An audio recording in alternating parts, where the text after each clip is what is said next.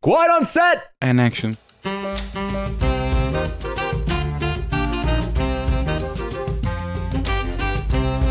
Welcome back to the Quiet on Set podcast. I'm Ewan Graff and I'm joined by Kevin Tarmans. Nirvana, the band, the show, the movie has finally dropped on VOD after a limited release in only English-speaking countries, probably because of the very complicated copyright situation, I'd assume. Anyways, we got a lot of thoughts on Matt Johnson's much celebrated time travel comedy. Resurrection is finally out on VOD and streaming on the Criterion channel. A movie I cannot recommend to like 95% of people I know, but if they would watch it, I imagine a lot of people would react like Benoit Blanc. It makes no damn sense. Compels me though. And I watched a bunch of movies that feature car chase scenes this week.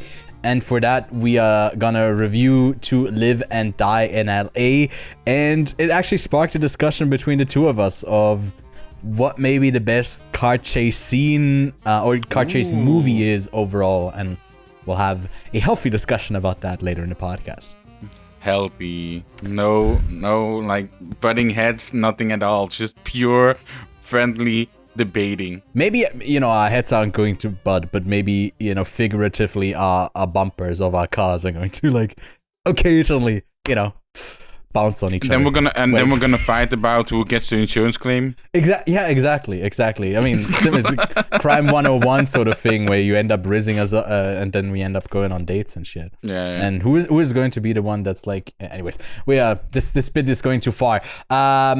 News-wise, a movie that I just wanted to mention that there's a trailer out for it. If you haven't been aware about The Furious when we talked about it in our most anticipated, Kevin, for you, it's what spot is it? Number 2, number 3? Number 2, bro. Number 2. Just below Hope. Did you end up watching it? Because, like, I told you the trailer is great, and then you were like, no, I'm not watching the trailer. So Nope. You don't need to be sold, but maybe for people who don't know, I think the trailer really tells you, oh, God, this is some action movie. This is a great action movie. And luckily enough, I guess in the States, they do have a release date. We'll see how that ends up being internationally. I mean, a movie that we're going to talk about today with Nirvana, that movie only came out in the States, in Singapore, I believe in the UK maybe, but in Australia, New Zealand, only English-speaking countries. And yeah, most people will actually not be able to see that on the big screen. Which they, I guess, do address in the movie itself. They were like saying, if this isn't on screen, this is a miracle. It's kind of funny. I think we don't have much else to say about it than that. If you don't know The Furious, haven't seen that, go check it out. And then I assume you also didn't watch that live action Moana trailer that Disney just put out. I actually did. Oh, you actually did? Because I think I saw the hate on it, and it was and you've probably already seen it online, the comparison, like shot by shot with the animated movie, and just how soulless it feels. Like there's a scene of Moana and I get a grandma. I haven't watched the original Moana as well, and like there's a scene of Moana and a grandma on the beach with like, the purple reddish sky in the background, and then you see the live action version, and it's just like completely fucking soulless. So yeah, I'm not looking forward to it. I will say the CGI looks pretty good. Yeah, I think so. I mean, it will be pretty close to maybe the like that's going to be impressive. But just because the way that they shoot this is for like safety, so they don't lock in a lot of like style. But they, I think, shoot on the volume too for this one. And I saw someone who was like, saying a lot of these movies, and it was the same with Spider-Man Brand New Day, that like they're so backlit because they can't really replicate. Oh yeah, both of them. And there's like a scene where Dwayne Johnson and Moana are like on this island, and they're both backlit, and it's just something that happens a lot in these. And not everything is. What is it? Tatooine in Star Wars? So there's two suns or two moons or something like that. Yeah. It is what it is. It is a bit disappointing. Oh, I guess a trailer that I didn't put down. That I don't know if you watched it, but the Harry Potter. I did watch it. That's another one where they actually, don't distance themselves from J.K. Rowling, because it's definitely something that she'll profit off of. And for that reason, for me, it's like I'm still kind of intrigued to still watch it because I'm curious and I watch everything. But at the same time, I also don't want to give that bigot transphobe any sort of money and notoriety. In And it, I think, also didn't look too great, to be honest. Like, I wasn't. It felt to me a lot of like dress up, like something about the tangible, like nature of these sets and everything felt too. It felt too stage play, like, you know, as if it was like the stage play adaptations of the. I don't know. Something about it felt underwhelming. But maybe it's just because there was this greatness that, like, you know, the news that Stephan Colbert is like co-writing a new Lord of the Rings movie. Yep. And that to me is also, you know, why a lot of these things like that are perfect, like obviously the franchise, but yeah, I don't mind that he's writing it because he's a pretty big Tolkien fan. I mean, he's his fucking persona at this point, besides being a talk show host. It is a bit weird that he's writing it with his son, but then also he's writing it with I forgot who it is, but also the person that wrote the original Lord of the Rings and was pretty much on hands with that with the original trilogy. I forgot the name, my bad. Right. But the premise doesn't sound exciting. I will say, like, the writing team with Colbert involved, sure. Hey, give him a shot. Maybe the script makes it out of pre-production. Maybe it doesn't. That's still a possibility, right? But I'm just not excited about that synopsis and the plot or whatever it was. Like 14 years after the original Lord of the Rings. Meanwhile, you could make, you know, something thousands of years before, you know, the Lord of the Rings lore, should I say, goes pretty deep. I mean, it's maybe a Disney problem with Star Wars, you know, that they are really reluctant to sort of go Skywalker, yeah. And wasn't there like one that's like set in the era of the Knights of the Old Republic or something like that, like earlier? Wasn't there like a movie that's in production there with Ryan Johnson? I believe that was the helm as well. Yeah. So yeah, and I don't know the status about that. Not that I'm clamoring for this franchise to be expanded. Like I'd love to see more original stuff or like adaptations, like a Project Hail Mary that comes from a book and a different idea. Yeah. Did you see that they're like discussing to make a sequel? That he's considering a sequel book. And apparently it's all in the hands of Andy Weir. But apparently he himself has said that he doesn't have any good sequel ideas. So then the question is like... Yeah, I mean, the story is closed. Yeah, I don't know what you want to do there. Like, it was a well-looped story as an arc for those characters and that universe. Imagine it's like, oh my god, the Astrovation has evolved and there's another planet Zero that isn't affected. Let's go there. And then it's like, oh, now it's not a rock. Now it's an alien that's just a body of water. And we become best of friends. It's actually, you know, he just turns into, like, I don't know, Star-Lord or some, like, superhero character later on. Yeah, man. I don't know. That's just, I guess, Amazon, you know, franchising the stuff. Is like, seeing a success here will definitely be very telling of also how they'll handle something like James Bond and that franchise. Obviously, they went with an auteur filmmaking that doesn't have Final Cut, and whoever, like, how much they'll diverge the sort of IP. I don't know if it's true, but I saw that Wagner Moura might have been cast as the villain of James Bond. Okay. I don't know if it was true, but I just saw something about it. And again, Wagner Moura is a great villain, especially in Puss in Boots, as he was like the big bad wolf. Yeah, that was dead. So yeah. No, he'd be great. Yeah, I think he could also. Yeah, I think that would be a bigger role. I could also see him in. I guess it doesn't really make sense as like some of the MI6, like the M or like those characters. That would be fun to have like someone in there, but obviously it doesn't make sense for a Brazilian actor to be in the government in the UK. But can I just say, I still want Callum Turner as James Bond. I think he'd be perfect. I think he'd be perfect too. Yeah, I second that. A great actor. And he could, and then you have the possibility, bring in Dua Lipa as one of the Bond girls. No, okay, it could be something in Albania. You never know. All right, you don't like that? Sorry, I just try to appeal to the pop culture girlies and boys that are like, ooh, look at these celebrity couples together. But you're 28. You don't belong anymore. I felt so bad. The moment I said it, I felt so bad. Do you know how many like 30-somethings are so overly involved in this sort of shitty drama? I'm not. Oh my god, don't make me go. You kill me, man. You kill me. You better. Sorry. Resurrect. Oh my god, what a segue. He's got it. Still at 28. He can segue like a Paul Blart. Now you ruin it again. Oh god.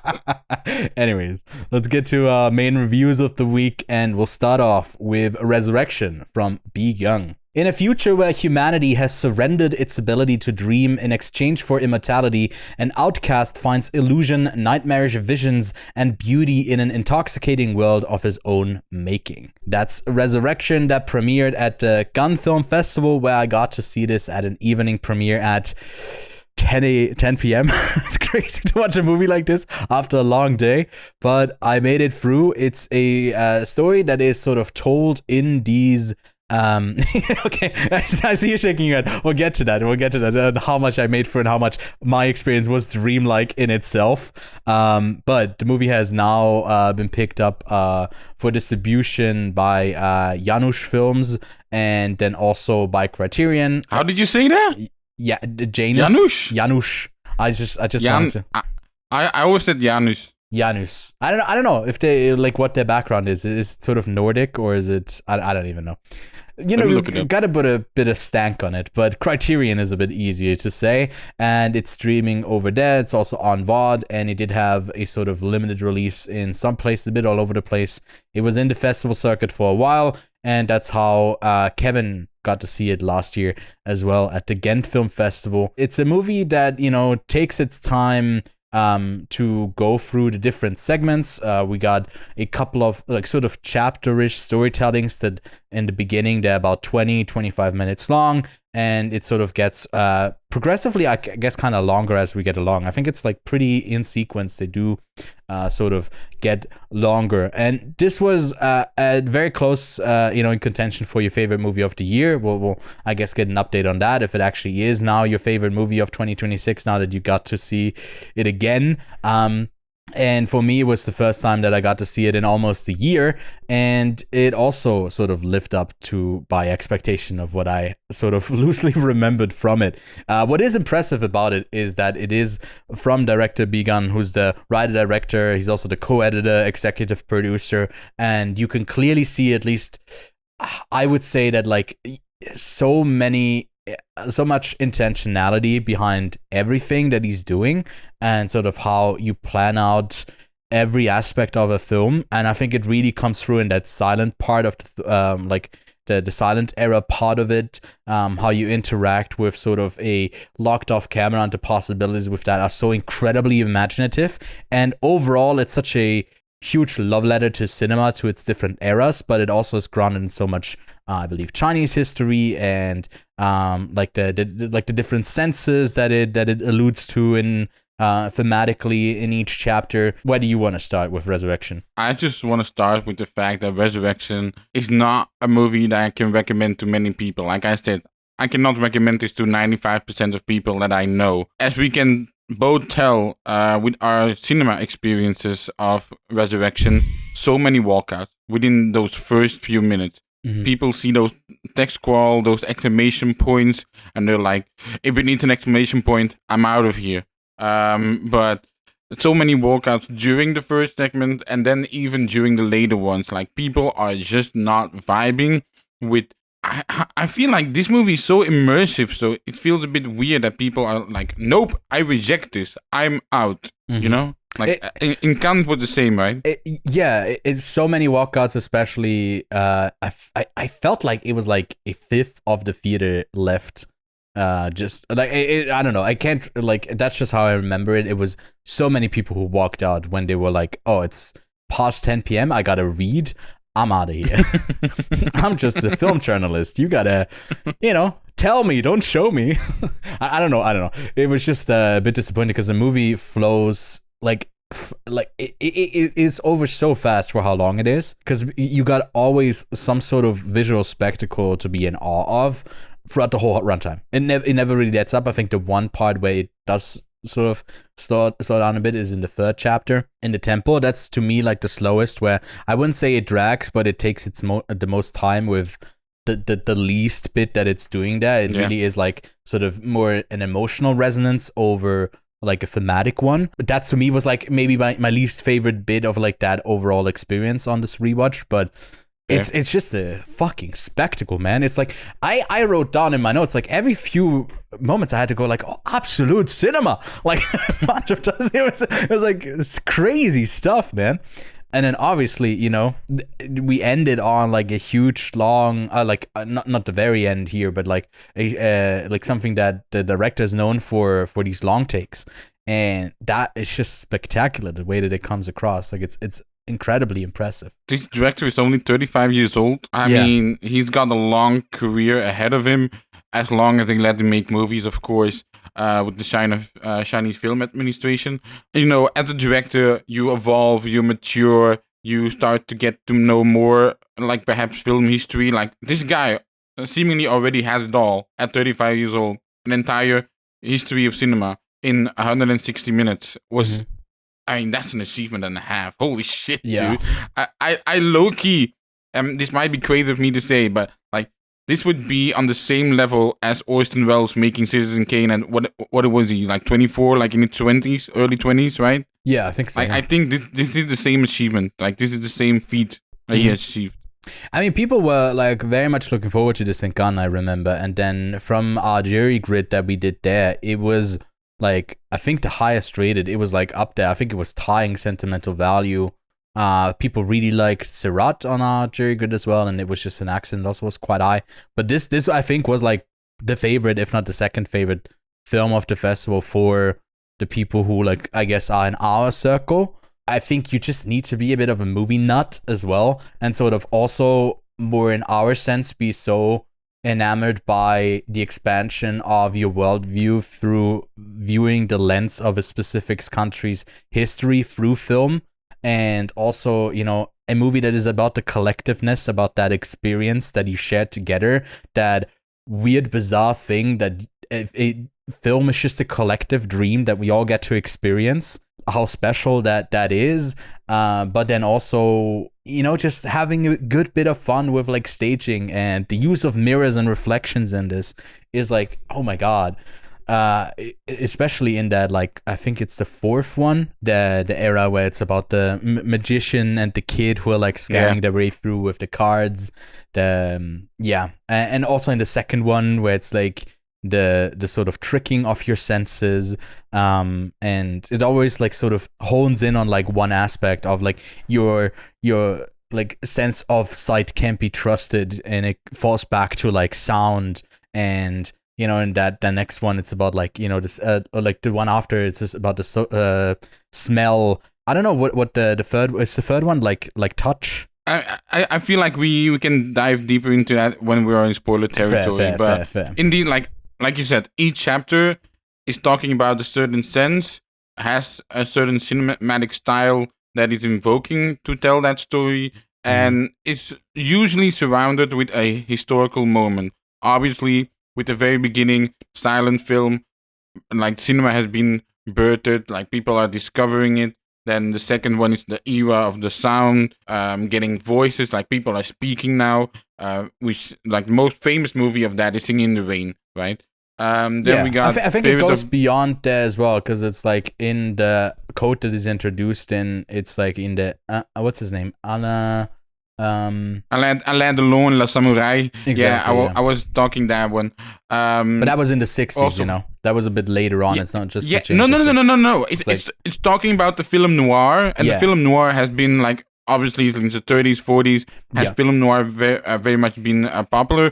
But it's also taking, hey, you got the sort of French crime noirish side of the 70s, like you said, and it sort of borrowed from that as massively. New Hollywood stuff. New Hollywood, exactly. And then we got the Spirit of Bitterness, which for me is how I interpret it, is the coming of TV.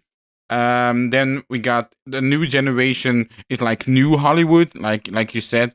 We got the Masters of the Past, were sort of handing it off to the new generation. And then we got the turn of the century, which I would call the era of the digital. And we sort of end on the fact of, is cinema dying? Is cinema dead? Like the decay of theaters, but is it perhaps also still alive? Those are really like the chapters, sort of, you know, I sort of like summarized them up. But I guess we can go deeper into it now. But that's how the movie is constructed. And if you want to know how the movie starts, like if I tell you and you're like, this sounds right up my alley, like this is already the part where I feel like people either leave or stay. And you got text on the screen and it's like, in a wild and brutal era, humans have discovered that the secret to eternal life is to no longer dream. People not dreaming is like candles that do not burn. They can exist forever. Again, those exclamation points. Those who secretly continue to dream are known as deliriants. They bring pain to reality and chaos to history. They send time into spasms. There is one deliriant whose true form is unknown because he's been hiding in an ancient, forgotten past. That is film. Those who can see through illusions are the big others. To bring these deliriants back to reality, they can mutate in the gentlest forms from the deliriants loved the most. That's the opening qual of this movie. And if you're like, fuck that, why are we talking about deliriants and big others? Like, sure, this movie is not for you. But if you are intrigued, this movie is for you. I mean, the opening, I forgot that, like, isn't like the opening shot, like, into actual people is like the burning of that paper and burning, like people, and then we are in that theater, and it's like where we arrive back in sort of at the end of the film once again. Like, it's sort of a loop that closes where we start in a theater and we end in one. By the way, that is also how people literally looked at a camera. You famously got those like late 1800s like shorts of, you know, just a camera going to the street or just a camera being put in the street and people walk by, whether it's out of a factory. If you've done film history, you know the things I'm talking about. And I feel like that's quite apt. You also got paper because you had books, and all of a sudden we are evolving into the visual. Again, this movie can be dissected. Like, you can write a 300-page like book essay on this movie if you want. You totally can. That's how dense this movie is. Yeah, I agree. I mean, you also wanted to say that Jackson Yee is someone who's really impressive because we have him as a through line, obviously, as the dreamer, is it the deliriant, right?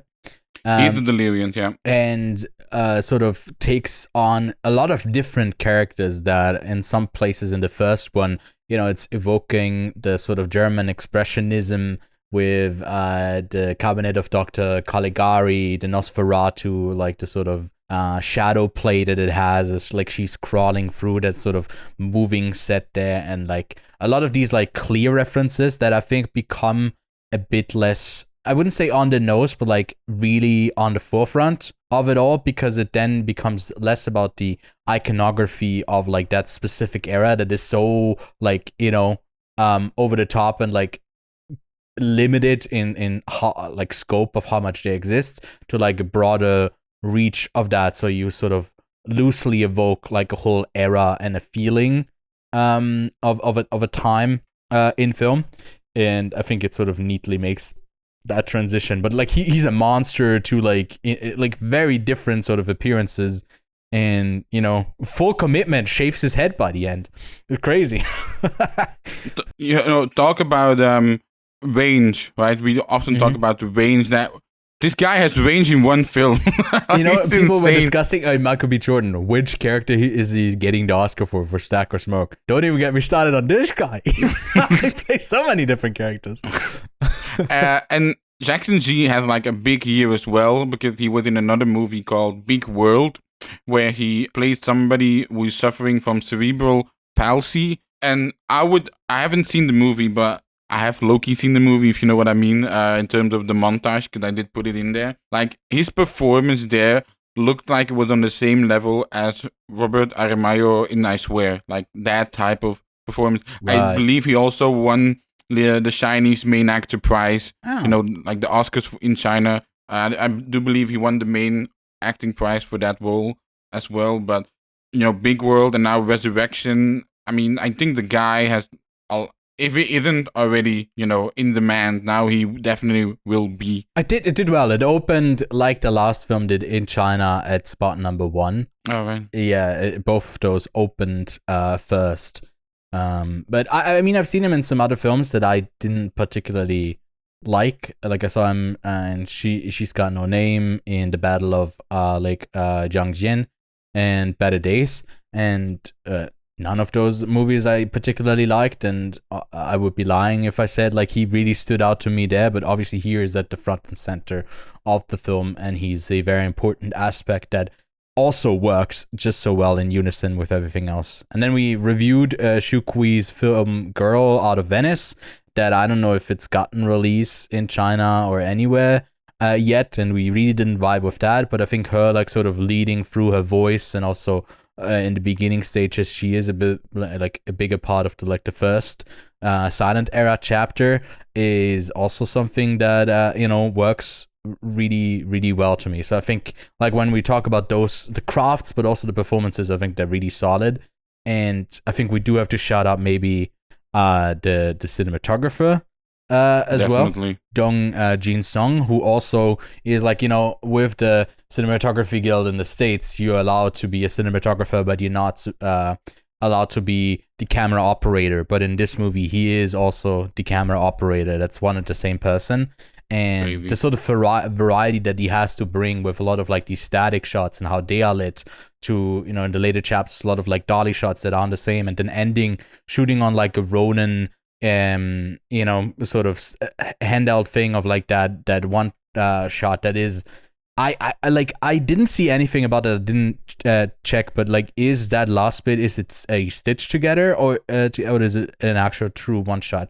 Because there's a couple of moments where like, that, how did they do that? I don't know. How the fuck did that happen? That's impossible. So the only perhaps visible cut that I could have seen was when they so at a certain point you got a couple that is returning to the harbor, right? Yeah. And at a certain point you do get a wall shot, and I think a stitch could have been there, because it's sort of you have that slight motion blur, that slight panning that is happening inside that shot. Yeah. And I imagine that would be because in terms of the layout of that set, because we walk quite far from the harbor, so perhaps they want to shorten that distance of they are exiting it, and they're now at the place where we have our boat for them to use. And I think a cut would have been there. Like, that's the only visible one that I saw anyway, because at a certain point they locked the camera and you got it at what feels like 200 speed. But during that 200 speed, you also have a film that is playing very much in the background, and that one is playing at regular speed. So I wonder if they put the movie in the background at the like minus 200 speed, and the actual speed. That too, yeah. Yeah. That's what they were playing was the Waterer Watered, which is something that was referenced earlier when he was doing it, when he was like doing the watering thing, and then it plays in the background. So it's like sort of these dreams repeating themselves within each other that are inspired by something true. And I think like what I wanted to emphasize with this film as well, but like by now you've made the decision that we're gonna maybe have you said yet that we're gonna talk about spoilers more specific? I guess not. I guess now we're in spoiler territory. But like you were saying the introduction to the film of if you decided to watch it or not, and I think what could be a hindrance here is for me as well. I wanted to be like sort of ready to take it all in, because like a lot can go sort of fly by you, or it might be an overload, or feel like it's too didactic and there's too much to experience. I feel like you could always be hindered by that in every movie that you watch, in the way that you watch it. That's sort of not something that is reserved for a movie like this, but it's also the sort of letting go of like trying to intellectualize a movie like this, to get every reference, to understand everything, to put it into a box, to like say this was the intention, this is how it was, instead of letting that sort of dream that is very subjective, that is collective in what we see but not how we experience it. That's sort of the specialness, like a special thing about like art, and specifically a movie like this, that it shouldn't hinder you from like, because I tried to like see some of categorization, or like placing it maybe in history and understanding the film, because I was just interested. I think that doesn't inform my experience of the film though. And I like, from what I saw is like the hellscape that is Reddit, and then actually like that sort of, there was literally someone who said that like actually, and they wrote it out not actually but like in K and it was like I cringed into a puddle. I was like, you guys I can visualize you reading that and how you react. It made me mad because like you guys are like, it's all about like I know it better.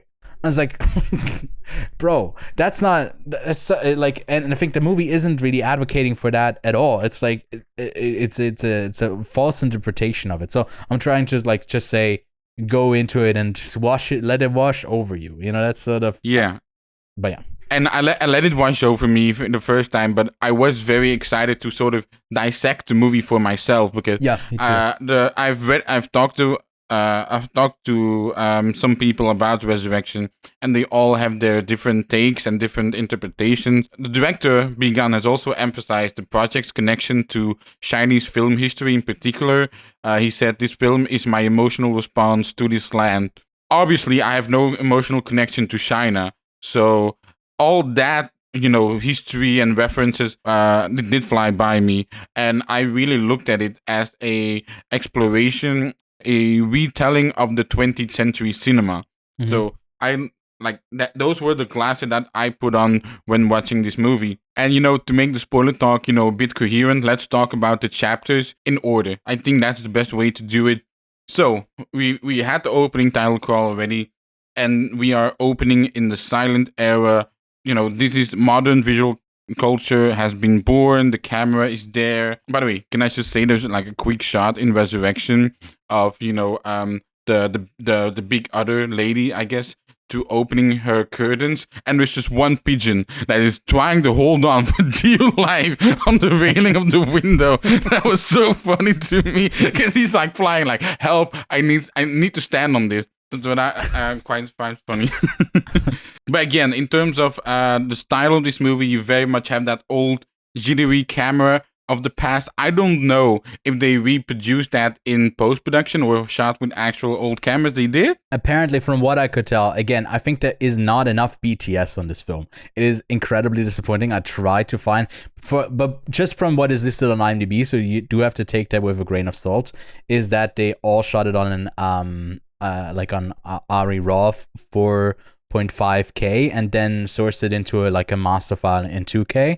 And then obviously you do have in retrospect to make it look like that. You have the 1.33 to 1 aspect ratio of the silent era time, and then we have the couple of chapters that are all in the same 2.39 to 1 scope form.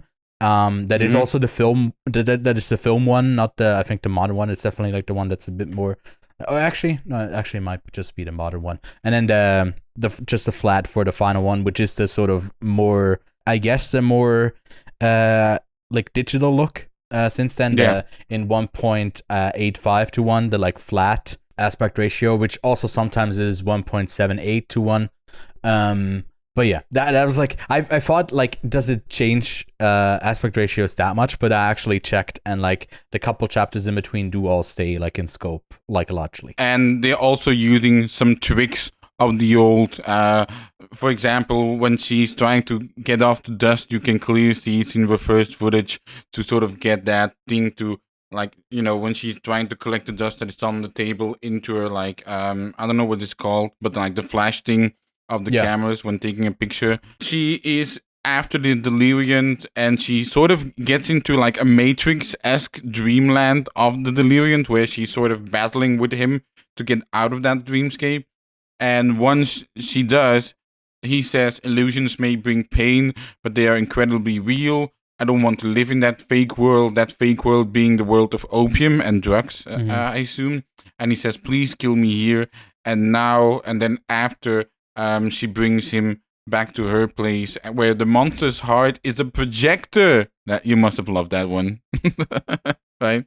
I am afraid to say that I almost teared up at that image. I think that is it's so visually appealing to see, even though it's something that should be grotesque to replace one's heart with film. But it's really nice. It doesn't really, I think by there, if you're in for this, at the latest, are you sort of vibing with that or not? But I love how it transitions to the next thing as well, which is off of that scene into the really soft match cut into the train cart and a sleeping man there. Really beautiful. I think like he also says something like after the water spring thing, that like something of long forgotten sensations. And it just like that made me so emotional for a lot of like the film history that is preserved on these like little rolls of film that are slowly or really rapidly degrading or have been lost in time, that are such a significant part of like visualizing history in a way that is so tangible. And yeah, I mean, famously, like a lot of Georges Méliès's films has been lost. Like he made 500 plus something, and you now only have maybe like 100, if that. But clear influences of this chapter are also Georges Méliès, like I said, Charlie Chaplin, Buster Keaton, Fritz Lang, and especially that production design of the old with the very 2D flat things in the background. By the way, can I just say, what's the fog budget, like the smoking fog budget on this movie must have been so fucking high. Yeah, I don't know what the regulations are. If like it's not as much as Quieten. I was thinking about Quieten quite a bit while watching this, because it's like, the chapter stuff and all that. I was like, I couldn't help but buy the third one, especially in the tempo. I was like comparing if I like this more than Quieten, and spoiler alert, I think I do like this more than Quieten. I do too. It sort of flows way better, and is like, I think it's also telling us so much about this history, but it feels like through a modern lens of like sort of the attention that we are willing to spend something without being overbearing with the sort of production design that you've set up, that you could easily lose yourself in just like the great sensation of just using that to its most ability and just sort of resting in that. But it's just like, it always serves a purpose. There's so much intentionality behind everything, even if it's like just to add up to a sort of feeling, like the sort of that it's supposed to be evoking in the possibilities of like being in the stream-like thing, right? It doesn't have to adhere to any sort of logic, but I think it like from the first two especially, there's the most you can jump around in how you express that, and I think then it sort of settles in to have that sort of logic be more in reference to movies than it is to the dreamlike experience, but it doesn't lose that fully, I think. No, and once again, I want to say, when she enters the opium den, I just love the little things that are happening in the background, the rotoscope thing. So much going on. The unveiling of the stairs with the big hand. I just absolutely adore the production design of the first chapter. That's all I want to say about the first chapter. Do you have anything else? I have one more. Do you remember we saw Orfeo in Venice? And that these are so many different things. Imagine if he, like this director Vegan, did like a story like this that was a bit more coherent and not just random. Like, it would be great. Like, that's in the best case, you get that sort of feeling from that. But that's a very niche reference to this already niche movie, to something that no one has seen. But the story of Orfeo, I guess. Not to categorize it, but it is a 20th century cinema we are talking about, so I feel the first chapter is talking about the 1900s to the 1920s, like sort of gathering those elements together. And then we are in the 30s and the 40s with the era of sound. And because of the Chinese culture thing, I did watch a movie called Dead to Rights that is also happening during World War II.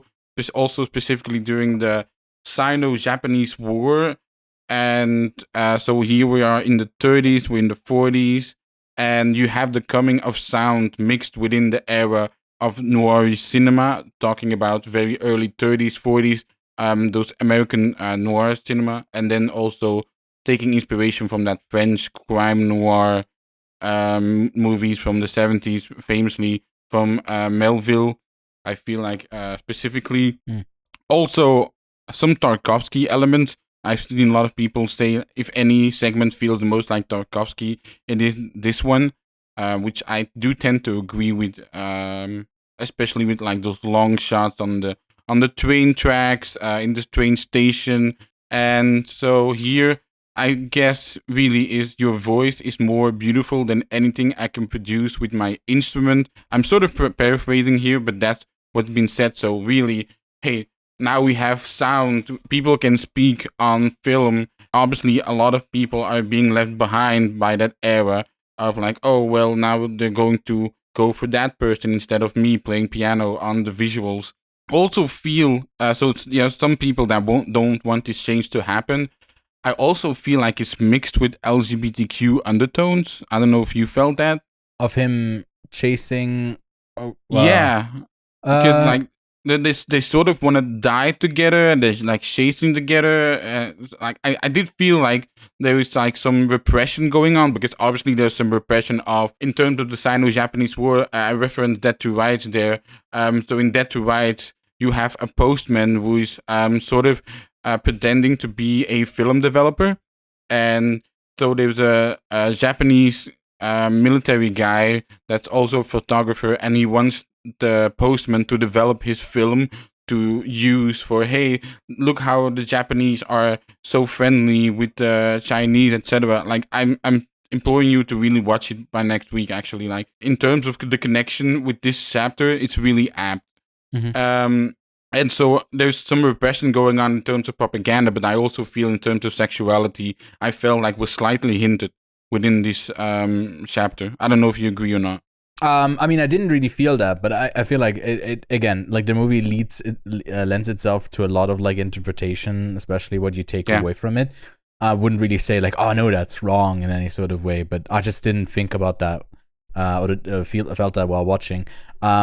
I found it was interesting, like the way that they used the theremin thing, like that you play with your hands, and like the way that it opens with the like the Bach piece "Come Sweet Death," and it sort of ends with that as well. It's just, I think to me it was like the noirish feeling of trying to uncover a mystery, but then being misled, and it all being sort of a reflection back at the thing where we are like having this hero character who is not just like a hero, but he might have to become the person he's chasing to ultimately catch them. Like specifically with like, the way that he like has to be stabbed in the ear and then stabbing himself and then coming back to the train.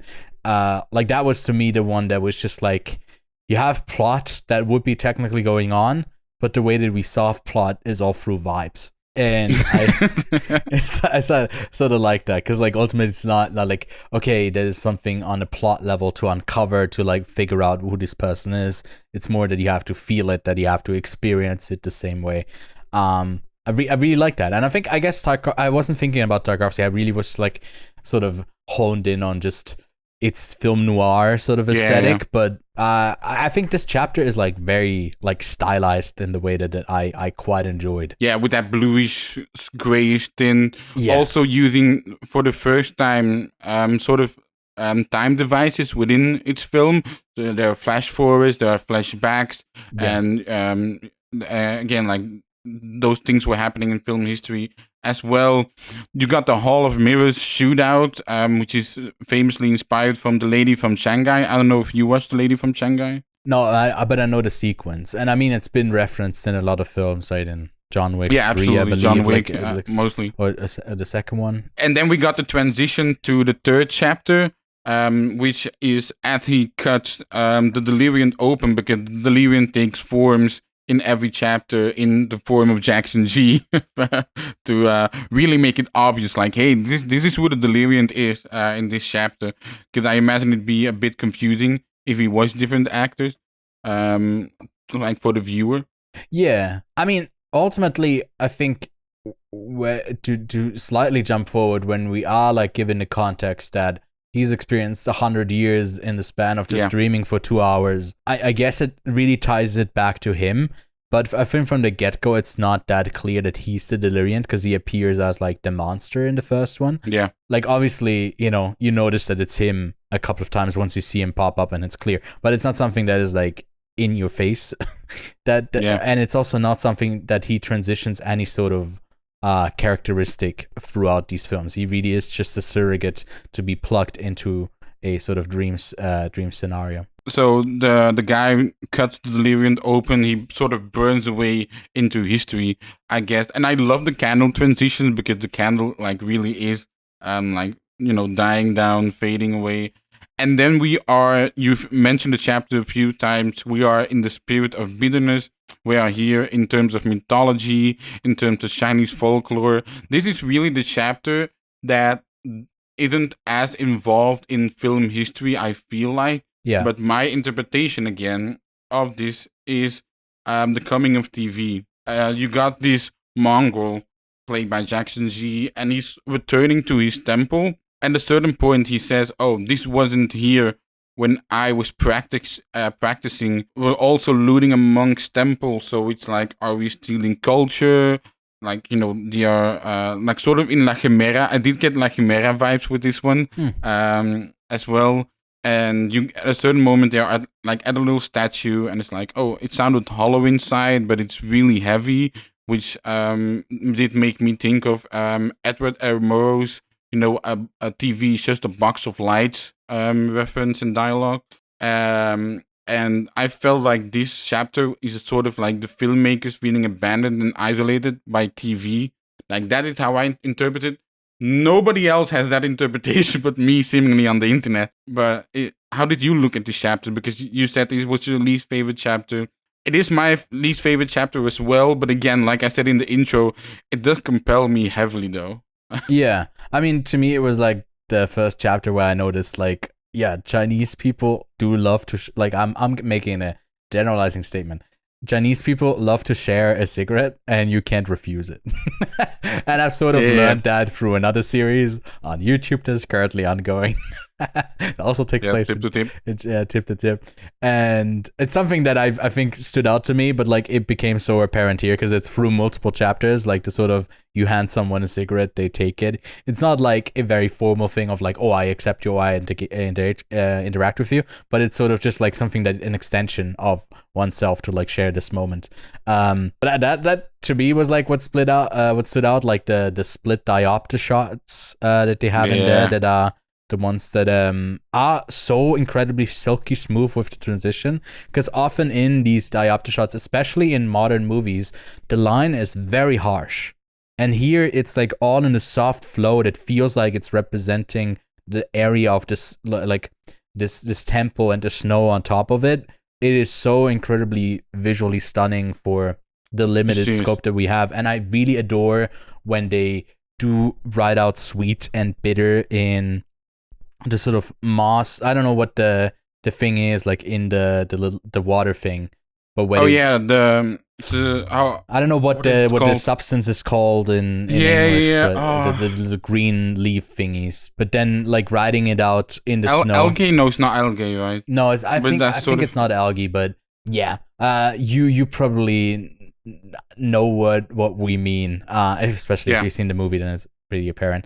But I just like that bit the most, like him having sort of toothache, and then his father being the one that sort of comes back, the like spirit seeking, or like seeking enlightenment and helping someone guide through that, but then sharing something very personal, which felt to me in this like story sense of this guy that maybe that's the most meta contextual for this character itself, that he's like talking about his own experience of leaving something behind, not valuing it, and ultimately feeling like an exploitation there, but feeling that connection by honoring it in a way with his dad. That's why like I feel like this is the most emotionally involved bit overall, and it felt like it was maybe needed in a movie that centered a bit more around the emotion of the character, but I don't think the overall movie does that.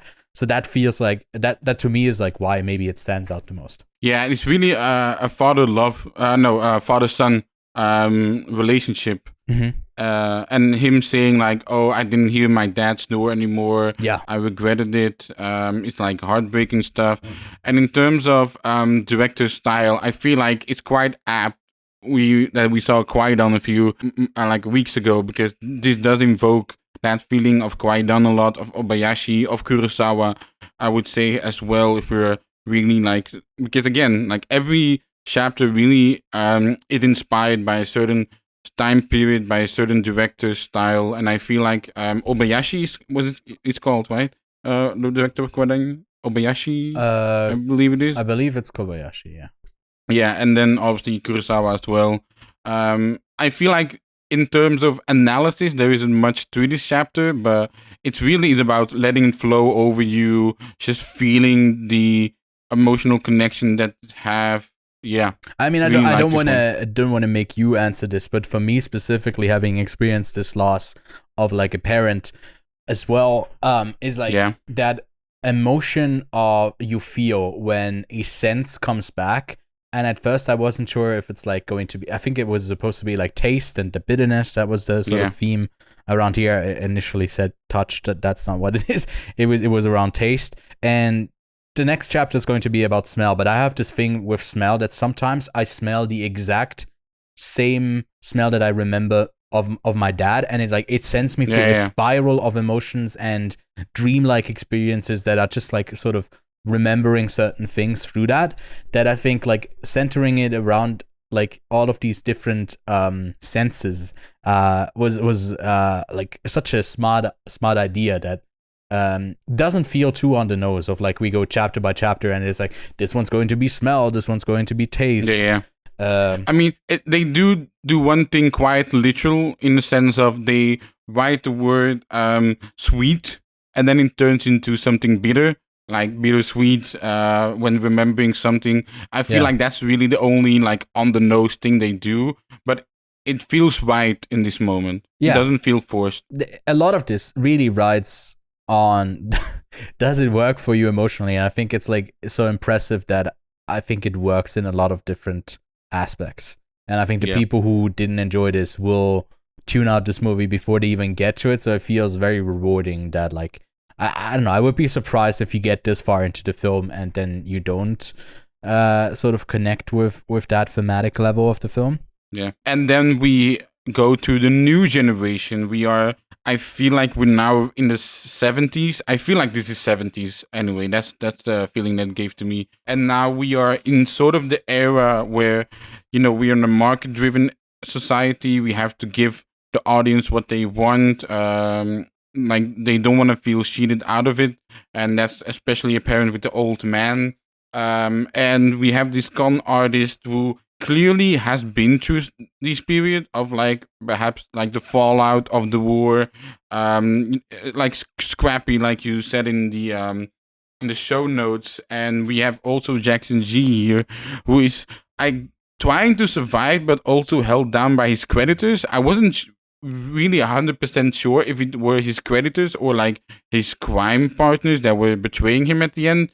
That wasn't that clear to me. Yeah, to me neither. I think they were like, oh, these are repeating characters. That I feel like that was to me the most, well, I'm giving the movie not the benefit of the doubt, because that'd be the wrong way to phrase it, but sort of it doesn't really matter, because I kept thinking about the way that I experienced a dream in a way where like certain figures return and they have like a different sort of like they just do something different, but they were early in the dream, but it's just like something that I connect back to. And then I think, no, from the get-go, right, this was that.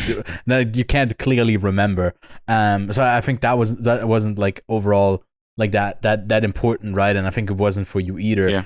But it's a sort of tie end of that type of relationship of the prodigy and the older guy who like teaches him something, like think the color of money, like like for example. Yeah, like exactly. Like that. No, but this really feels like new Hollywood in sense of like you have these masters, you have your John Ford, your Kurosawa, and you have these young kids that are being inspired by them and start creating their own future. I'm talking about the Hollywood brats, Scorsese, Spielberg, etc. And you have these older people. I mean, Jackson G isn't that old in this, I guess, but they teach a younger kid new tricks and powers to create his own future. They have new senses, and here it is sort of like smell and taste.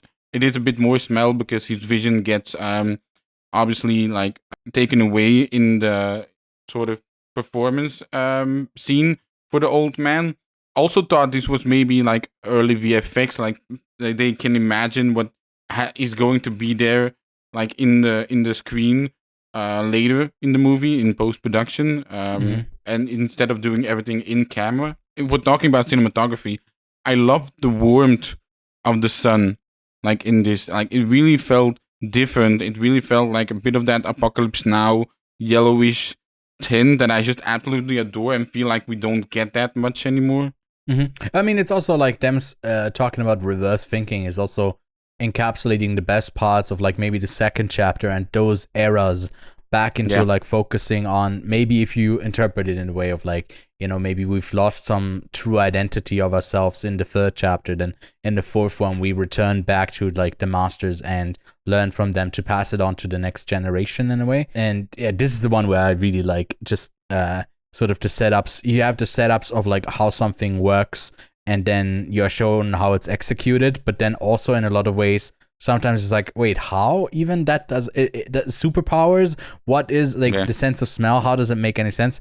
And it's like the sort of story of one with the great potential to like focus on that sort of like the goodwill hunting types of stories, that like you focus on someone's brilliance and how it can be corrupted by someone else exploiting it, but ultimately feeling like there's a connection. Like there's a sort of story that is woven in here is nice. And then you have the old guy who like just like comes through the pool and then like lays a bomb on you, and like some really, really emotionally devastating stuff that felt like it definitely had roots in what it was talking about for Chinese history. And the war there and how it alienates generations, and talking about his daughter that wanted to erase all evidence of him having been in the war, or having been a soldier, and that being the only thing that persists, that like the things that you want to eliminate that are maybe the hardest, that hurt you the most, are the ones that stick around, that sort of trauma that lingers.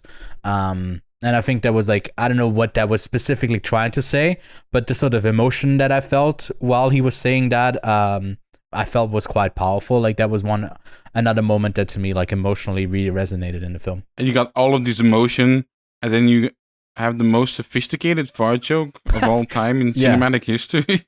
But I think that also speaks to it. Like there's a sort of the crime, death all around, but then there's always the lightheartedness that sort of breaks through. And I think it's also something that through film you do sort of go with the ebbs and flows. When I feel like all of the other chapters so far have been like, on that note, less feeling like they need to do a multitude of things.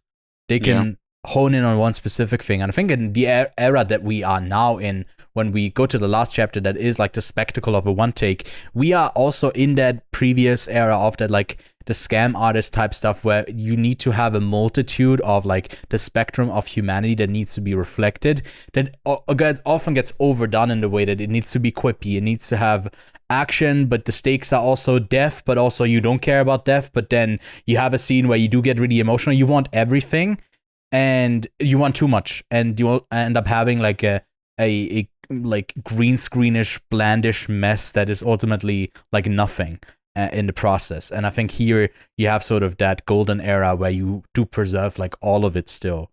Yeah, totally agree with you. I think you said it all. No, I love this chapter. This might be my favorite of them. I really, really like this one. I can feel it. And then we go to the fifth chapter, which is the turn of the century, very much the era of the digital. We've talked about Rope a few months ago with how he wants to do this one take thing, but he's obligated, or like he's limited to these 11 minutes of film. So he goes to someone back or to a wall or whatever. And now we're in the era of the digital. We can do long and unbroken long take shots. And with the digital, we can also transition between the camera at the body and also at the point of view, like a perspective. Think about Hardcore Henry, which is like all done from this first person perspective. And I just quickly wanted to mention a movie that is absolutely underrated. Like, it's a movie you'll watch once and then never want to watch again. It's a movie called Itoya 2022 Yuli, which is talking about the terrorist attack. And it's not the Green Grass, another Netflix shitty movie. It's about like an actual, from Erik Poppe, I believe the director was, which is this retelling of this terrorist attack of kids on an island, like at a camp.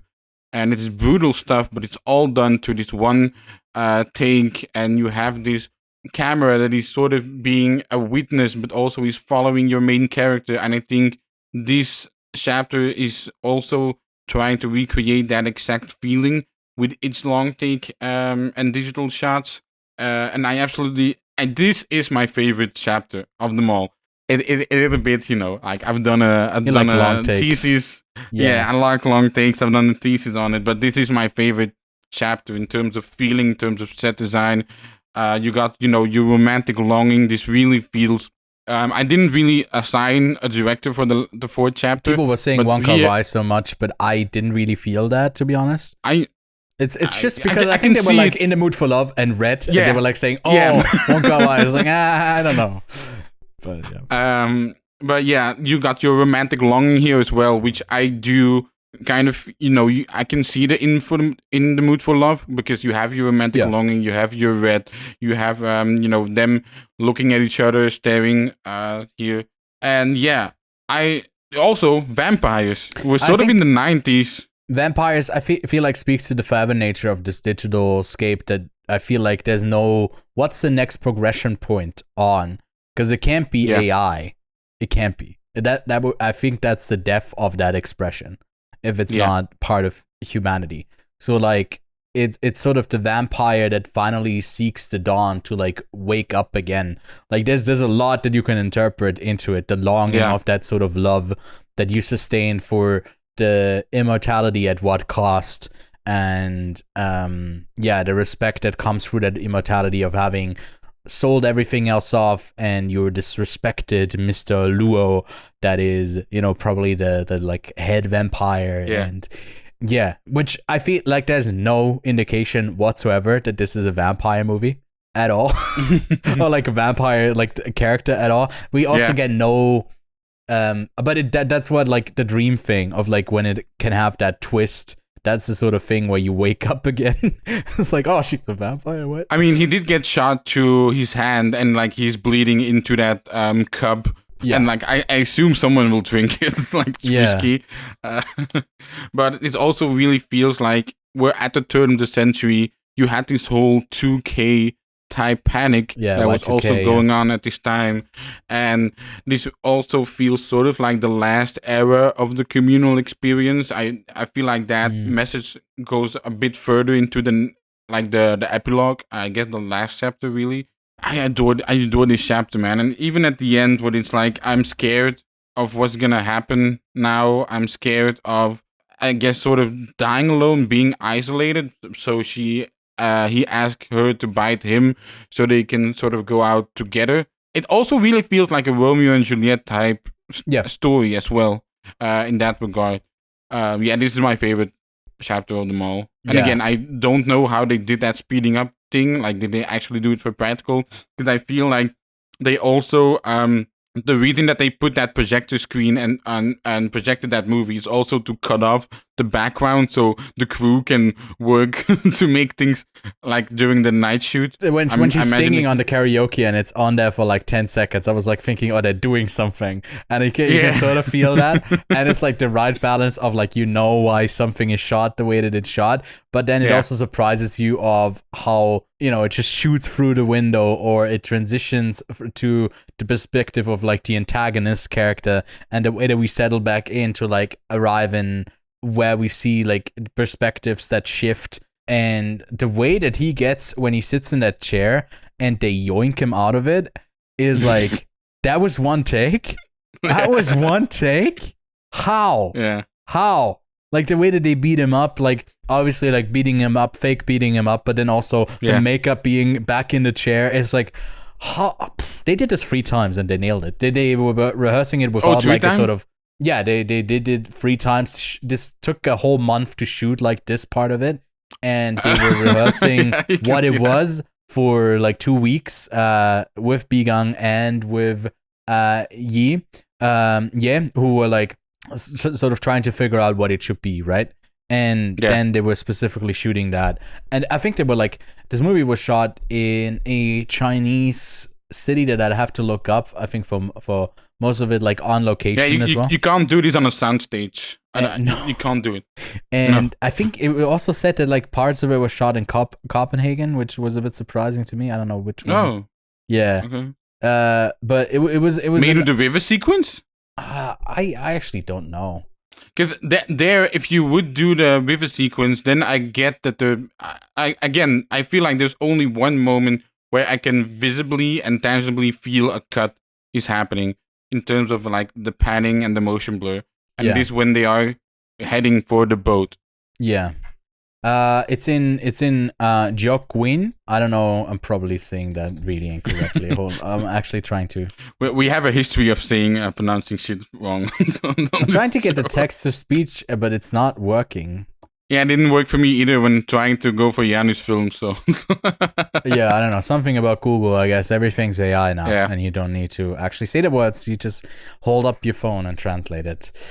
Oh, that's depressing, which bridges us sort of perfectly over into the last chapter, which is this of celebration of film as a collective experience that lights up a whole room, and how when it ends, when it fades, it goes out one by one, sort of the whole flame that has slowly been going down as we transition through these things, as like the deliriant also dies. You see that part of it dying alongside him, and I think we've talked about that since the two of us started doing the show together, that like a lot of these practices of like the actual like analog filmmaking and the way that is not done on a soundstage, which not to say that VFX filmmaking isn't something that is informed and passed down and built upon, but you still lose something if you give it up fully.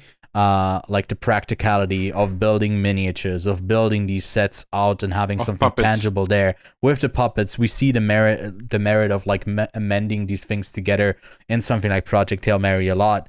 But then we see it in big blockbusters who don't do it anymore, and this interest that like comes more and more from these sort of films, that the artistic merit is lost, and through entertainment it doesn't need to have that. It can be the pure action spectacle, but also loses something, the tangibility of like trying or needing to be together to experience something.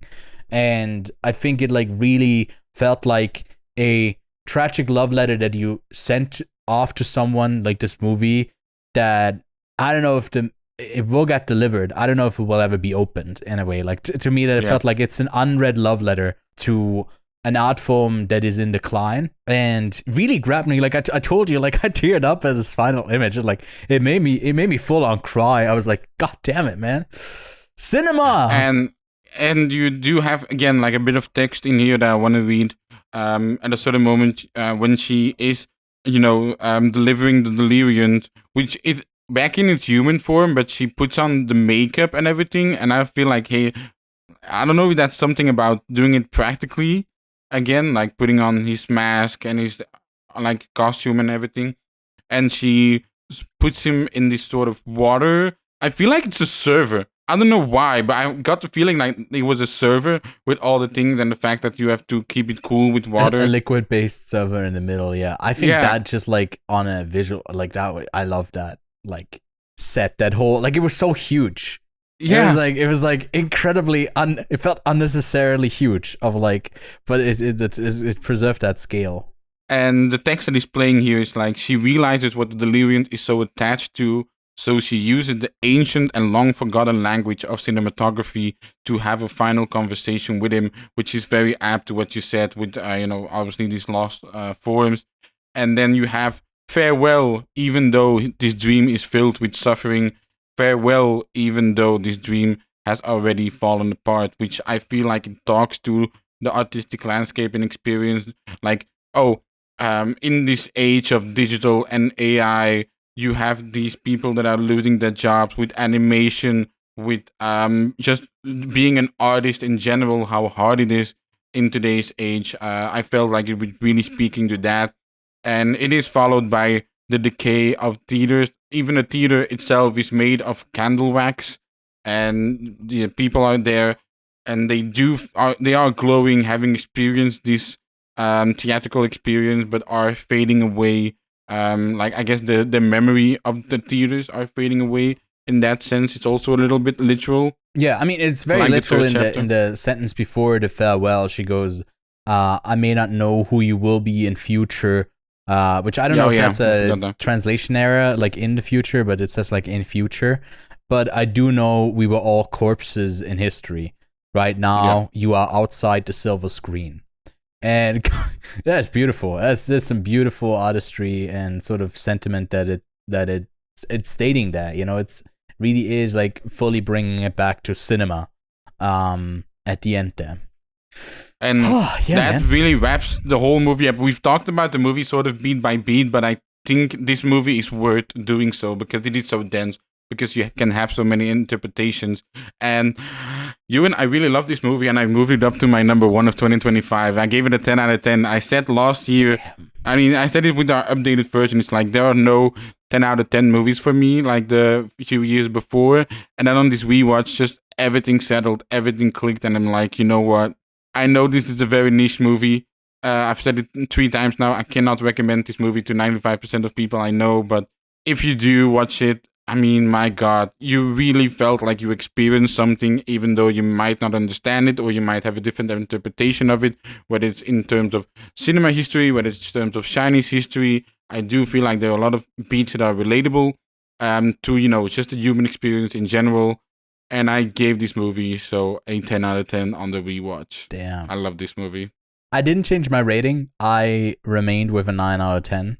But if you look at my updated top 25 of 2025 list, the one that we just said previously, this one was at spot number 19, and we were talking about, like, you know, if this moves up, it did move up 11 spots, right behind Silent Friend as my number 8. That feels apt to put it just behind I'm just Silent looking, Friend. yeah, because I was like, the whole time the line was to me Silent Friend. The only thing that I'm like, am I souring a bit more on Splitsville? But I do want to keep a comedy up there. I don't want to diminish it just because it's a comedy. And I think Silent Friend is something that evoked, like, it's like it like is in a similar pairing. I think Resurrection and Silent Friend do speak with each other in the curiosity in different fields, with nature and with film. And it's just science, something that I really, really loved, both sentiments of both of those films. So yeah, man, in my top 10 now, which I think unfortunately has kicked out Black Bag once again. No, but that's you know fine. what? You know what? What can I just say? Say like, I want to keep a comedy. I'm kicking out Hamnet. Hamnet is at spot number 11. Black Bag goes back in the top 10. Can I just say though? You say, "Oh, I want to keep a comedy in my top 10." It's like you have no other choice than Sorry Baby in there.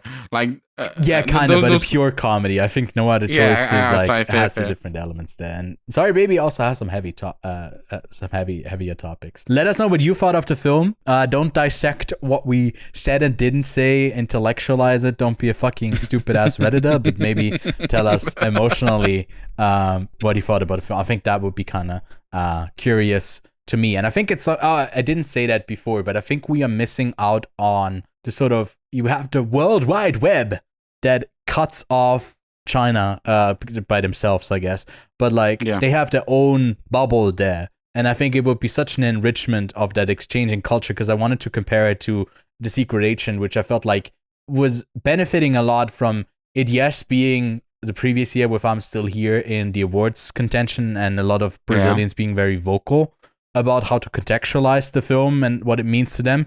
But I think that is what it's missing here. Like, I haven't read from a lot of like Chinese scholars. Like, a lot of them are maybe Chinese American or something like that, or French Chinese, or like something like that, where they have like a co-identity. But like, not that takes away from them understanding certain things more about the film than I do, like lacking that sort of I guess history with the country.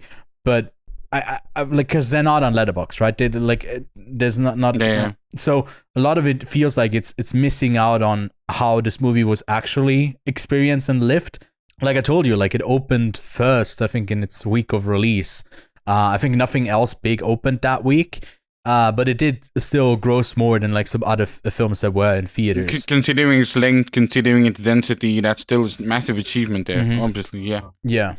So, yeah, I feel like we're missing out on that and a bit more extensive BTS, but So I'm also advocating if you have any of those, Wait, drop it in the comments. did you rewatch it on the Criterion channel? I did rewatch it on the Criterion channel, yeah. And there's no behind the scenes there. You know how they usually sometimes have add-ons. What they do have, and what I can already say that like for our spin-off podcast, the 2.54 centimeter barrier, there is a like his two other movies that are like the ones that are maybe a bit more well known. I guess his two other most recent films, A Long Day's Journey into Night from 2018 and Kylie Blues from 2015, are both in like a collection called Two by Begun, and we are going to be talking about those on that podcast. So go check that playlist in a few weeks, yeah.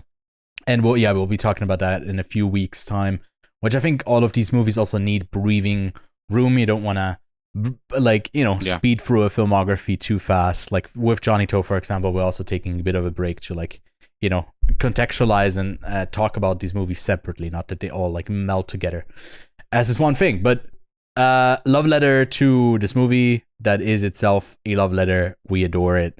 And yeah. You know what? I also think we're going to talk about the love letter to Toronto. A love letter to Toronto in Nirvana, the band, the show, the movie. Now, this film premiered at South by Southwest in 2025 and made quite the splash, with some of them saying it's been the funniest movies of the 2020s.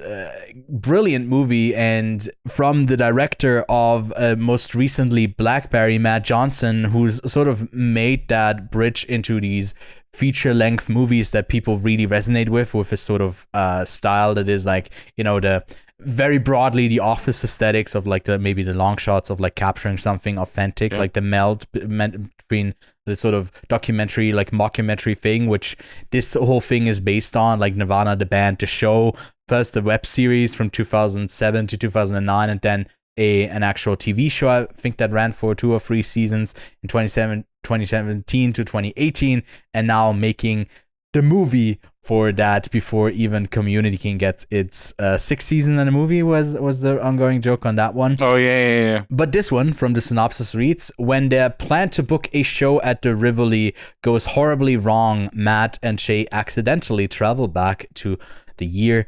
2008. I think what we can emphasize with this film is how much of a pity it is that it only released in English markets. I'm very jealous of the Americans and the Australians, the New Zealanders, the Kiwi guys, UK, because from how we immediately talked about having seen the film now on VOD, is that the experience of watching something like Broken Rage or Hitman, or for me Splitsville, in like a big theater crowd with these comedies, they really thrive in that environment. And to me, especially this movie having been hyped up for over a year, I did sort of, it felt a bit deflated in some of its jokes, to me at least, because imagine seeing this movie and not really knowing the premise that much. Like, obviously you have it in there with 2008 or whatever. The swings and sort of things it goes for are grander when you experience them with someone, with a group of people who like see it for the first time. But I laughed a bunch. I found the movie quite funny. Wasn't up there for me, I'd say, like as one of the funniest films of the year or one of the best films of the year. But what did you think about Nirvana, the band, the show, the movie? I wasn't aware of Nirvana, the band, the show, before this movie debuted at South by Southwest, and then you see that rocket high rating of 4.4, 4.3 on Letterboxd, everybody rating it 4.5, 5 stars, and it's like, oh, hey, yo, what is this? And then you're waiting for it to come out, and just like, is it gonna debut anything? Nope, VOD for us, god damn it. So again, like the importance for a movie like this for comedy in cinema, it's just, I was so bummed, I was so mad, I was so angry, I was so pissed that I didn't get to experience this in theaters. Yeah. But what do you want me to say, like, quickly, why we think that is? I think it is because of something that they address in the movie as a joke as well. Like, when he breaks a character and goes like, if you see this in theaters, it's actually like a miracle or something like that he says. Like, this is a copyright nightmare, licensing nightmare. Also, maybe just the fact that this is a very niche thing that maybe, you know, in Europe wouldn't do as well as in the English speaking markets. But I'm gonna give this movie a massive compliment in the sense that I feel like this movie is in the same vein as filmmaking and in terms of achievement as Everything Everywhere All at Once, which I feel like by now some people feel like that's an overrated movie. It's like, oh yeah, that's a little weird film, but nah, that was a majestic movie, and I really feel the same way about Nirvana, the band, the show, the movie. I mean, some of the things they do here with the use of old footage and them inserting them, like this movie really feels like a VFX, just masterpiece in terms of gluing these scenes together, these storylines together.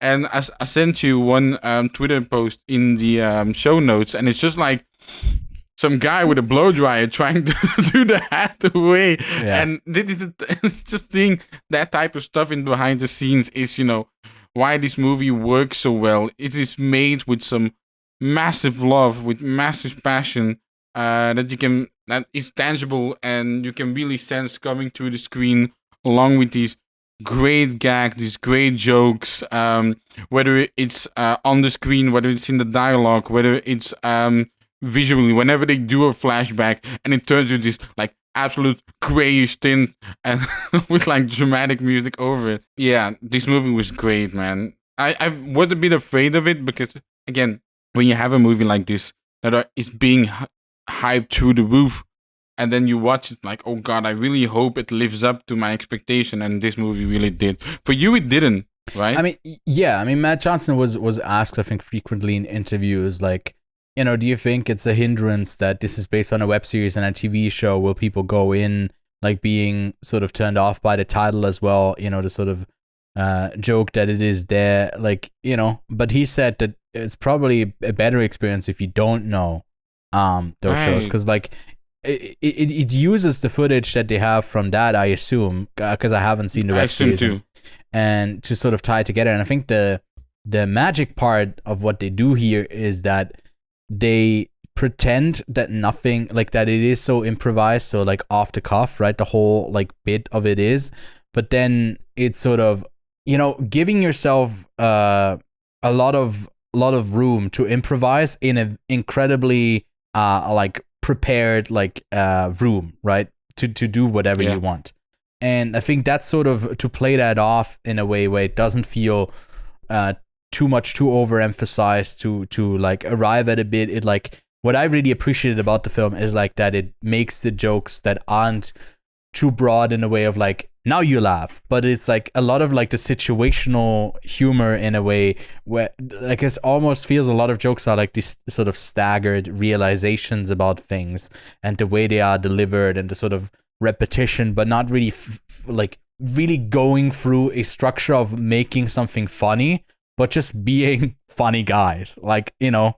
And that is a tough thing to then bring across into a film where that sort of makes sense. And I honestly thought this movie would have less of an emotional plot between these two than it ends up having. And then for a while I thought like, oh, it's going to be more like that, and then it ends up being sort of less of that as well, in a way where like it feels overall quite slight and no stakes.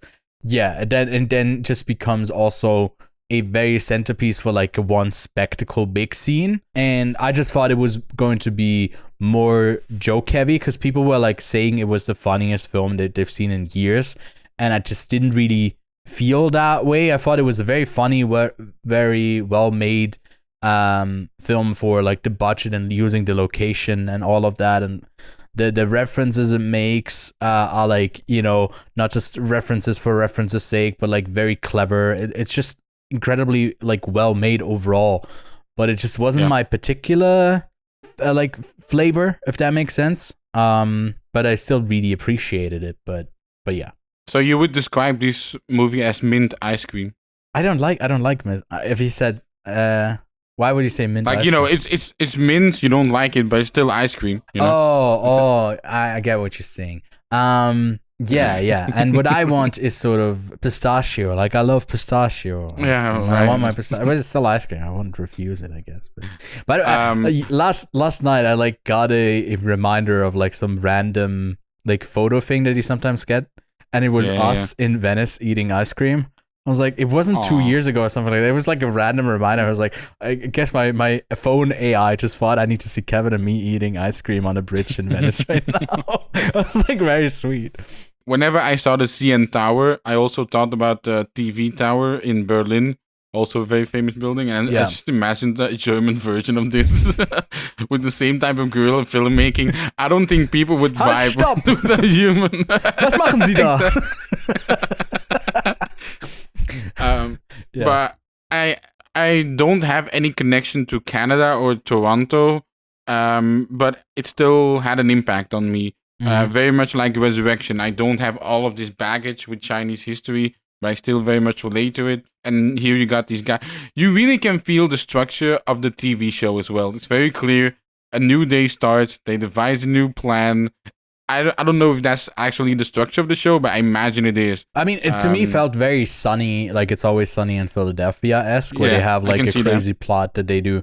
And I love that show even in its like 16, 17 season that they are in. Yeah. They've sort of let up with a few episodes, but they always have like a great one in there still. But to me, it was just like impressive to see N Tower. Like, how the fuck did they do that? Like, I don't know. They obviously didn't get like the okay to do certain things, but then it really like it blends the line of like what was arranged, like what was actually like closed down and they got the okay versus not. And that's also the sort of meta contextual level that is very funny because you don't know. And then you also are constantly questioning that as you're watching it, which makes it really, really interesting, you know. And I think it takes away if you have too much of the behind the scenes of like, I think they also, because it was in like so talked about and praised, and especially on Letterboxd, like there were a lot of like, you know, these interviews that they had, and like from a variety of outlets, also from Variety, to talk about those things and also maybe break them down, explain them. But I think they sort of stay clear of like overdoing that too much, because I think that's also what is special about it, that it feels like this lightning in a bottle, like, you know, literally orbits as well. it's funny stuff. It's I mean, I think like maybe what doesn't come across is like, to me this is still like 8.5 out of 10. Great movie, great experience. I also am a bit bitter like you that I didn't get to experience this especially at a film festival. I think is what it would have been special, because you can have this in theaters and then 4 people show up, you know. I remember imagine they bring this into European cinemas, but they would be afraid. I was like, oh, the licensing with Nirvana, the actual band, so they end up changing the title around to like something nonsensical. I can just see a French title of this already. Oh, Jesus Christ. I also want to shout out the character of Jared, because sometimes the camera is like literally a person, but sometimes it doesn't feel that way. But hey, the cameraman will still climb 160 stories of ladder along with Matt Johnson's character. Shout out to Jared and Andrew, the 2 cameramen. And I think that bit becomes the funniest when they are in the apartment of their younger selves, because Jared is like just stuck on the balcony. Yeah. It's like, but then he's also stuck in the closet, so I don't know how he got there where he was on the balcony. And then he's out in the car again when they are still in there, but someone's still filming. Like it goes crazy. It jumps around a bunch of times. Matt Johnson also made a movie, The Dirties, in 2013. I feel like that was his real big breakthrough. I haven't seen it personally, so I can speak on it. Then he also had done Operation Avalanche. But my man is in demand. He's obviously doing the Anthony Bourdain biopics right now with Dominique Sessa, Antonio Banderas, Emilia Jones. Like, my God. Also, cinematographer Michael Bauman, cinematographer of, the One Battle After Another. So, like, very impressive. Then he's also doing an untitled Matt Johnson film. A young Canadian investigative journalist helps crack Vice's connection to a massive 2015 Canadian drug bust in Australia. Fred Hechinger and Finn Wolfhard are attached to that one. Then you got Magic the Gathering. He's doing a live action adaptation of that. And then, most noticeably, also a movie called Kill Hitler. Kill Hitler is a time travel period action movie set in 1939, which follows a Mossad agent trying to kill Hitler. There's nobody attached to that, but that really feels like a mix of Nirvana, the band, to show the movie, and the movie Four Lions. Well, it's also... And if that is... The way that it's on Letterboxd is also there's a thing that's on Letterboxd that's called Nirvana the Band, the M64 special. I was like, it's just a 7-minute short. Like they know what they're doing with this sort of style, with this specific like combination, you know, with Jay and with Matt in this, playing sort of themselves in a way. Yeah, man. And you also got a Joel Haver little YouTube video. Nirvana the band tries to get an animation made. It's like a 13-minute video on YouTube that I also very much implore you to seek out. And in 2009, I think they did have a live show at the Rivoli that was also filmed. That one is also on Letterboxd. Yeah. It's just to me, it was like, I was thinking, why aren't you just calling them? I like the realization of the bit that he could just call someone, but he doesn't call someone in town, he calls someone in Ottawa. It's like, what the fuck are you doing? It's just like the escalation of the bit just goes crazy at every turn, but not to a degree where it just feels like it's building to the spectacle of it all, but it is always based in, especially in the like core dynamic of two main characters. And I think if you got something great at the core, then you can pluck it into any scenario, and that's great. And just like for a movie, you obviously go with the tower because that adds to the scale of it all. And I think like it's just like obvious choices that are incredibly like feel like obviously in hindsight, right, 2020 vision, but and again the VFX in this movie is so good. I don't know who the visual effects supervisor was, but when they are on that CN tower, the whole parachuting, the cutting of the wire, them landing on the roof, it's all done so. And then you got like when they land on the roof, it's like some camera in an office building that's like on the same height. Yeah. So I don't know who's filming that one. And this movie does indeed feel like lightning in a bottle. It's just a bit of a shame that we can't really talk deep into this movie in terms of what came before it, in terms of the show, the live performance, or like I was even considering watching. Oh yeah, that we can talk about. But I was thinking about, you know, do I travel to Toronto and watch it? No. Do I watch the show and the web series? But then I saw that interview where it's saying like, no, watch it like this. And under the time crunch, I thought that maybe it's interesting for us to sort of see that, but I think that's not how most people will experience it, and I think it doesn't really add to this movie specifically. I feel like the jokes of not knowing like the way that they are in that apartment obviously has nothing to do with what they recorded before, but maybe it is in reference to, you know, maybe it slides in a very neat way in like what they shot before, but it also doesn't matter if it does or it doesn't, because it is like sort of operating in obviously like in the going back in the literal time that we've already seen in this media form, but then also it's not just that, but it's like the way that people described it, which was to me that like I thought that we spent most of the time in 2008, and I mean I guess we sort of do, but like a lot of it is not really. I feel like that will also be very expensive. The way they're using their billboards and everything is like so good. When he was like in the one moment where there is the like unhoused guy like who comes up and like talks to him, it was like, oh, the guy all over the billboards. It was like, oh, was that like, I don't know, did they have the actual billboards up and that was like a genuine, or did they have VFX and that was a guy who was like acting? I just feel like that's great compositing. Yeah, but like then that's not a genuine interaction, but the way that Matt Johnson plays it off in that moment is like so perfectly genuine with the awkwardness of what's this guy going to say next. So like if it was staged, that is crazy impressive. In like, I just want to praise Matt Johnson's ability, because like Jay plays a bit more of the straight guy, like just character level, and Matt Johnson is like obviously, you know, crazy idea guy. I got a plan, I got another scheme. But then skydive. But also, go dovin. Stone.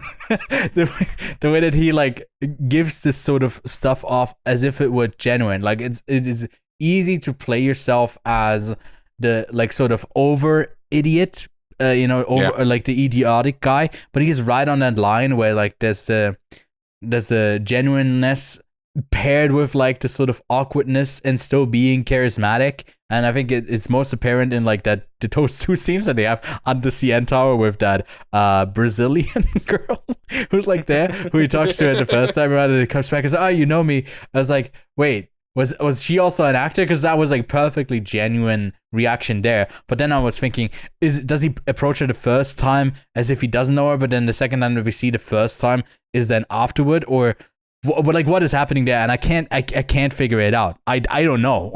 And I love that sort of unknowing stasis that this movie puts me in. It really feels like, I also loved how he says to that girl, it's like, "I'm gonna jump off the roof," and then instantly another line, but she clearly clocked that line. It's like, wait, what? And the guy in the hardware store is like, honestly, I mean, I'm not going to give you a high five for this. I'm a libertarian. but I'm not going to give you a high five for it. Like, you could do it. I'm a libertarian. And it's like, I immediately thought back to like, what? Are you going to require licenses to operate my toaster now? I was thinking back to that. I was like, the fact that getting the pliers through the security, it's so good. And you can really sense that guerrilla filmmaking in terms of people actually are looking into the camera as well. Like when they go into that store and people are walking out, like people are looking directly into the camera. Yeah. And it's just and that works still, right? It's a sort of setup that you have, and then using that to its full ability, because it is them shooting themselves a documentary about them doing this. And so it like the meta contextual level to this is also something that you can analyze, but I think that wouldn't be fun at all. But it's something that's going on here that is like very impressive to analyze on their filmmaking side, not for the movie itself. And I'm just really impressed with all of it, how especially that CN Tower, of like how they get the shots. I was like thinking that, like, shout out to the camera crew there, like to the camera operators as well, because the compositing team, my god, like how cleanly he gets a shot of like them, like looking downwards. To me, it was like, how do you do that if it's not like licensed, if it's not, like, because it's also a sort of condemnation of like their security measures in a way as well. It's like on that fine line where it's like, okay, but man, love this film. Funny, but again, not living up to the hype. Maybe the sort of, it's in the top 100 on the Letterboxd 500. It's like it's about number. I mean, it's higher than Project Hail Mary. It's number 76 at the moment. Yeah. Yeah. Project Hail Mary is, Project Hail Mary at the moment is 89. Yeah, but before a moment you said it was like in the same. On the five, same, yeah. For a moment it was both in the 70s. Yeah. Yeah. Your rating, you already said as well.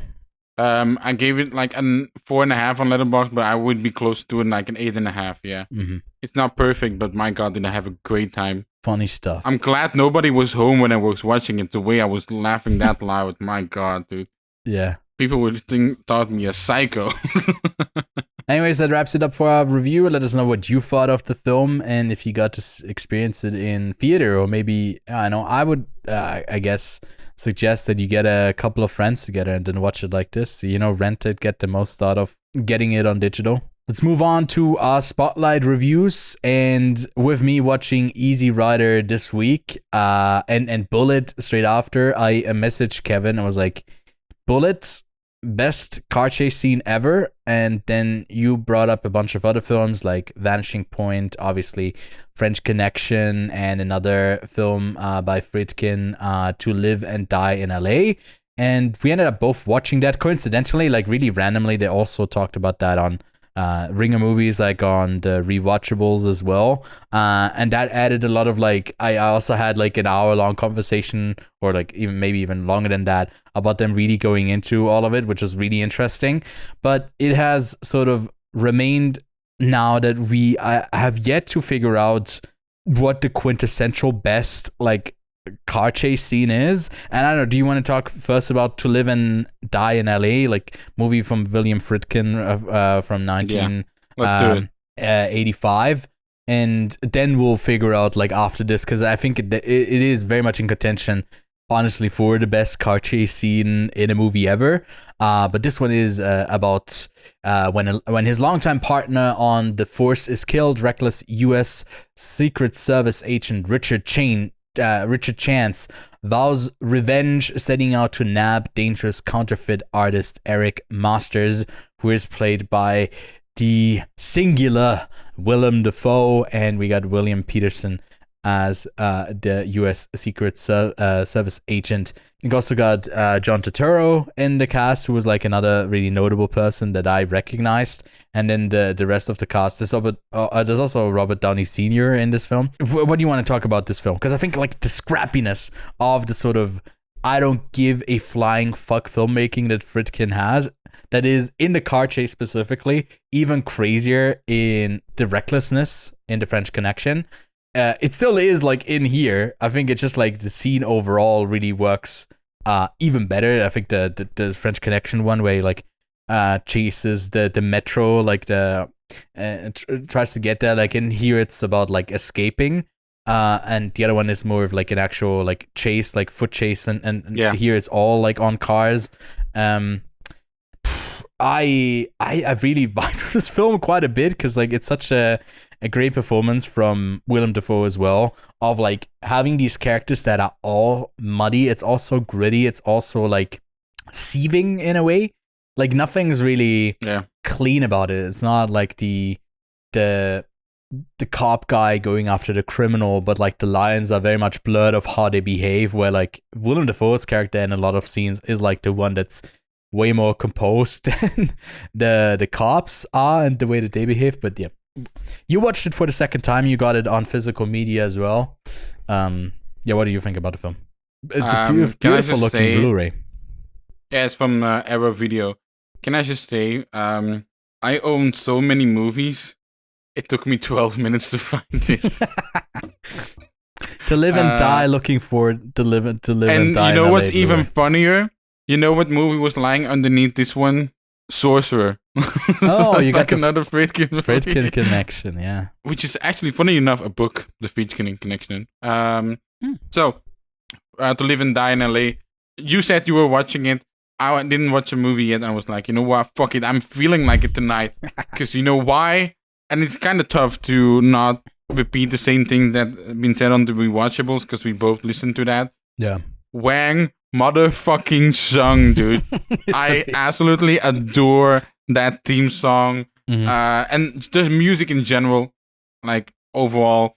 They reuse some of the songs in different scenes, but the thing is, if your music is that banging, you can happily replay it for me. They play City of Angels a few times throughout this movie. But you know what? My favorite aspect of this movie is honestly William Peterson. This guy should have been bigger, indeed. Like Manhunter, To Live and Die in LA. And then obviously he got, a few roles over the years. I did see him in his version of, in Friedkin's version, I believe, right? Of 12 Angry Men. I did watch that. Was a really good version of it, but this man obviously went on to NCIS and made a shitload of money there. But like, I really feel like he should have been a bigger name. Like the way he is in this movie, to me, not only acting wise, physically, like he's amazing in this movie. He's wearing those jeans goddamn well, I must say. The way he's moving around in that one, in those jeans as well, not like crouching, like running. It's like he must have torn a few jeans on that movie. I cannot believe anything else. A young Willem Dafoe in this as well. And obviously Friedkin, it's like he's really one of my favorite filmmakers. It's got to be said. I can't wait to listen to the audiobook. Yes, I'm gonna listen to an audiobook. I was about to say it's based on a novel, right? Yeah. Yeah. But come on, man, look at that fucking filmography. You got The Exorcist, French Connection, Sorcerer, To Live and Die in LA, Cruising, and even in his newer era, Killer Joe. You watch Hunted, right? You can talk about Hunted after. And most famously, the movie that we watched at the Venice Film Festival, The Kane Mutiny Court Martial. I absolutely adore that movie. I've seen it, 3-4 times now? I've seen it 4 times now. Absolutely adore that movie. And To Live and Die in LA, you said scrappy. I would perhaps say a little bit more slimy, especially in terms. Yeah, it's like Defoe doesn't. His character just is barely giving a shit, like barely, just like just barely.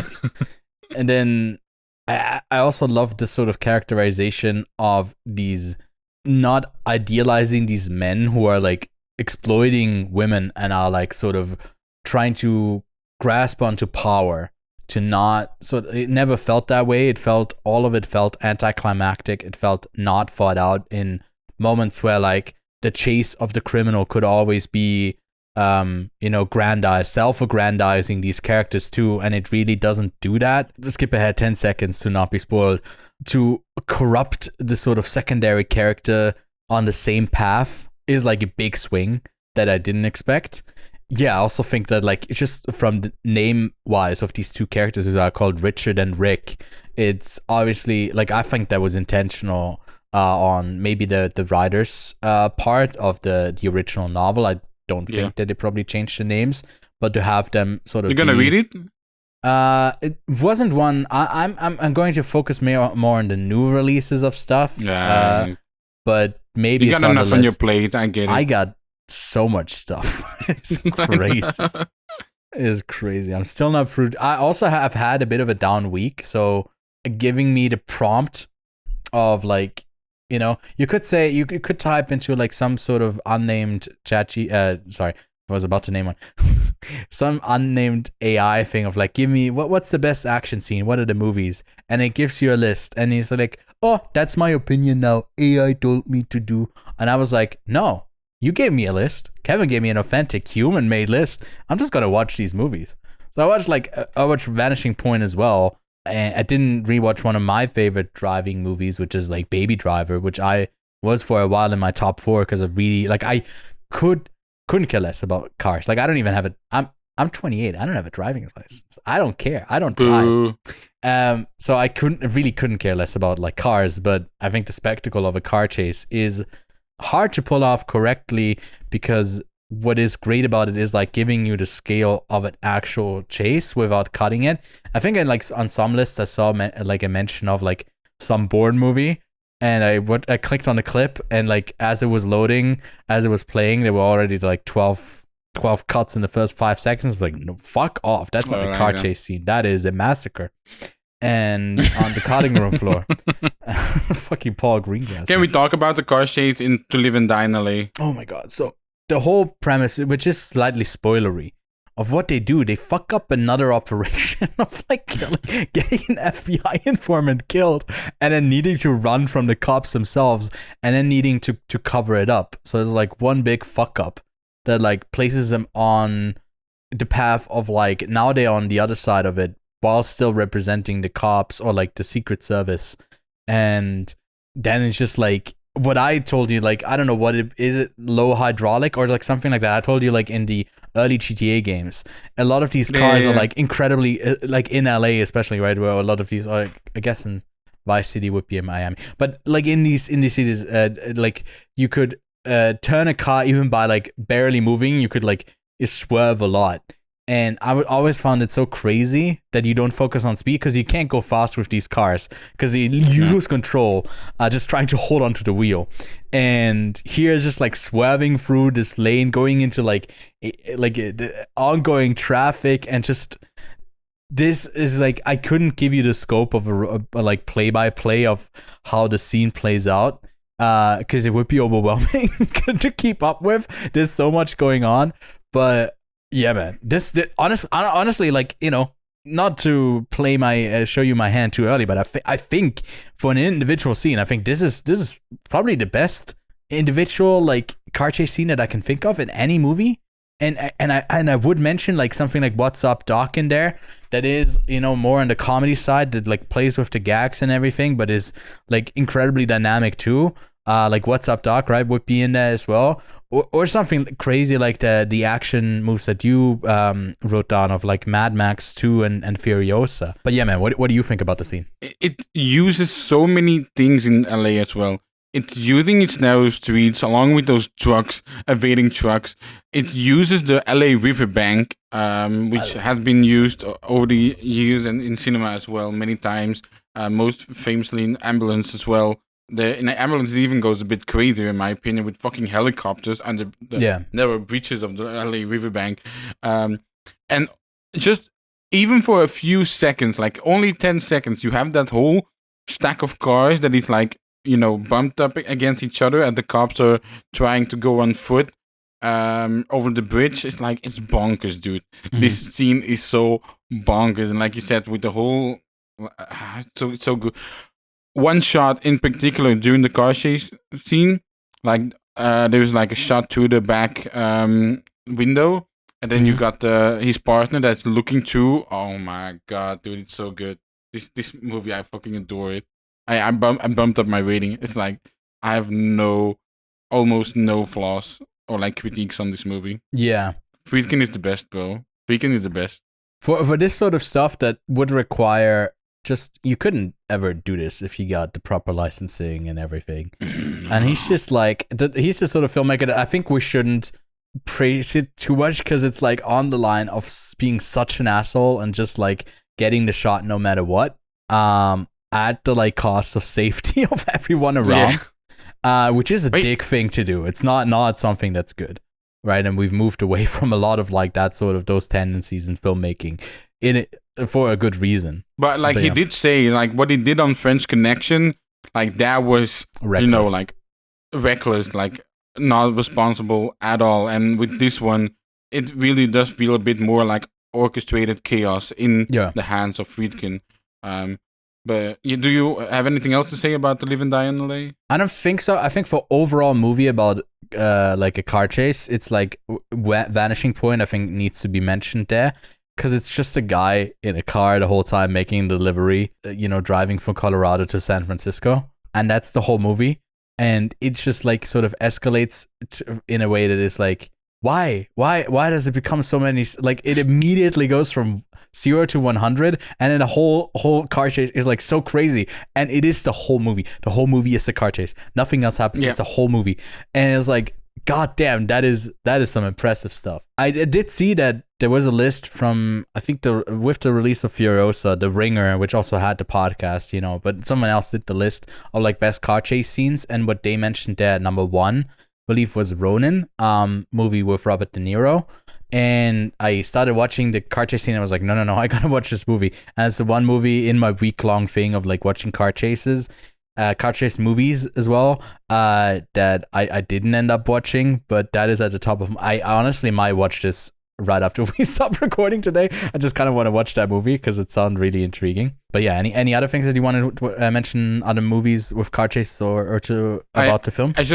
I just really quickly want to go back to Live and Die in LA, because we've talking about, with Nirvana, the band, the show, maybe a little bit, but with Resurrection, we're talking about lost art forms. The art form of counterfeiting money is, done so beautifully into Live and Die in LA. And, we're living the digital era. Nobody has any cash anymore nowadays.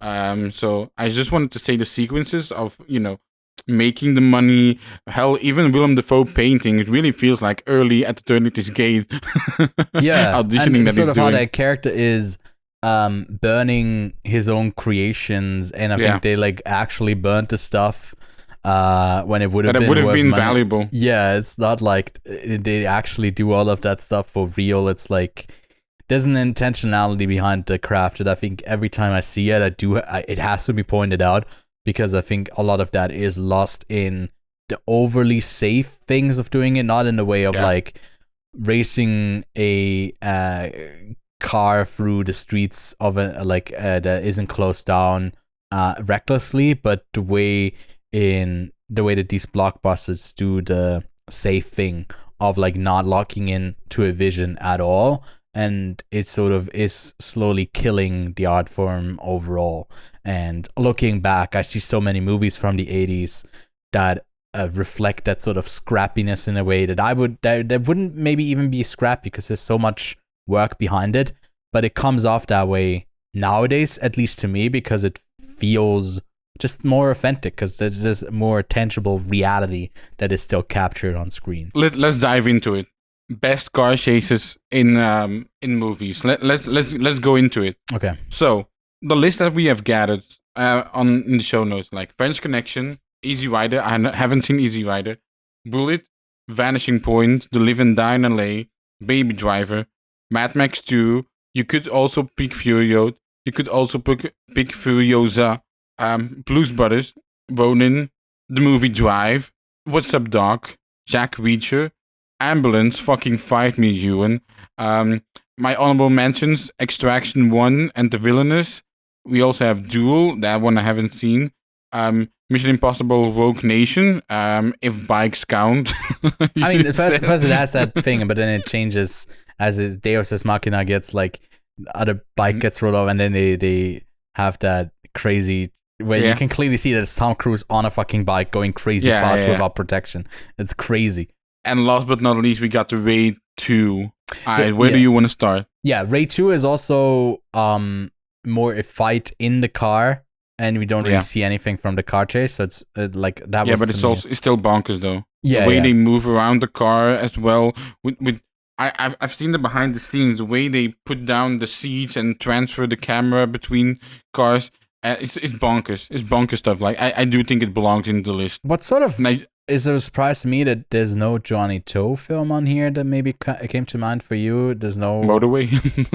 Yeah, there wasn't any. The thing is, we sort of done this off the cuff. If you really had given me time to go through all the action movies that I've watched on Letterboxd, like I could have maybe picked some more, but man, like, oh my god, Motorway, dude, no. You know what? Let's add Motorway, and I'm gonna add the parking lot sequence of Motorway. Yeah.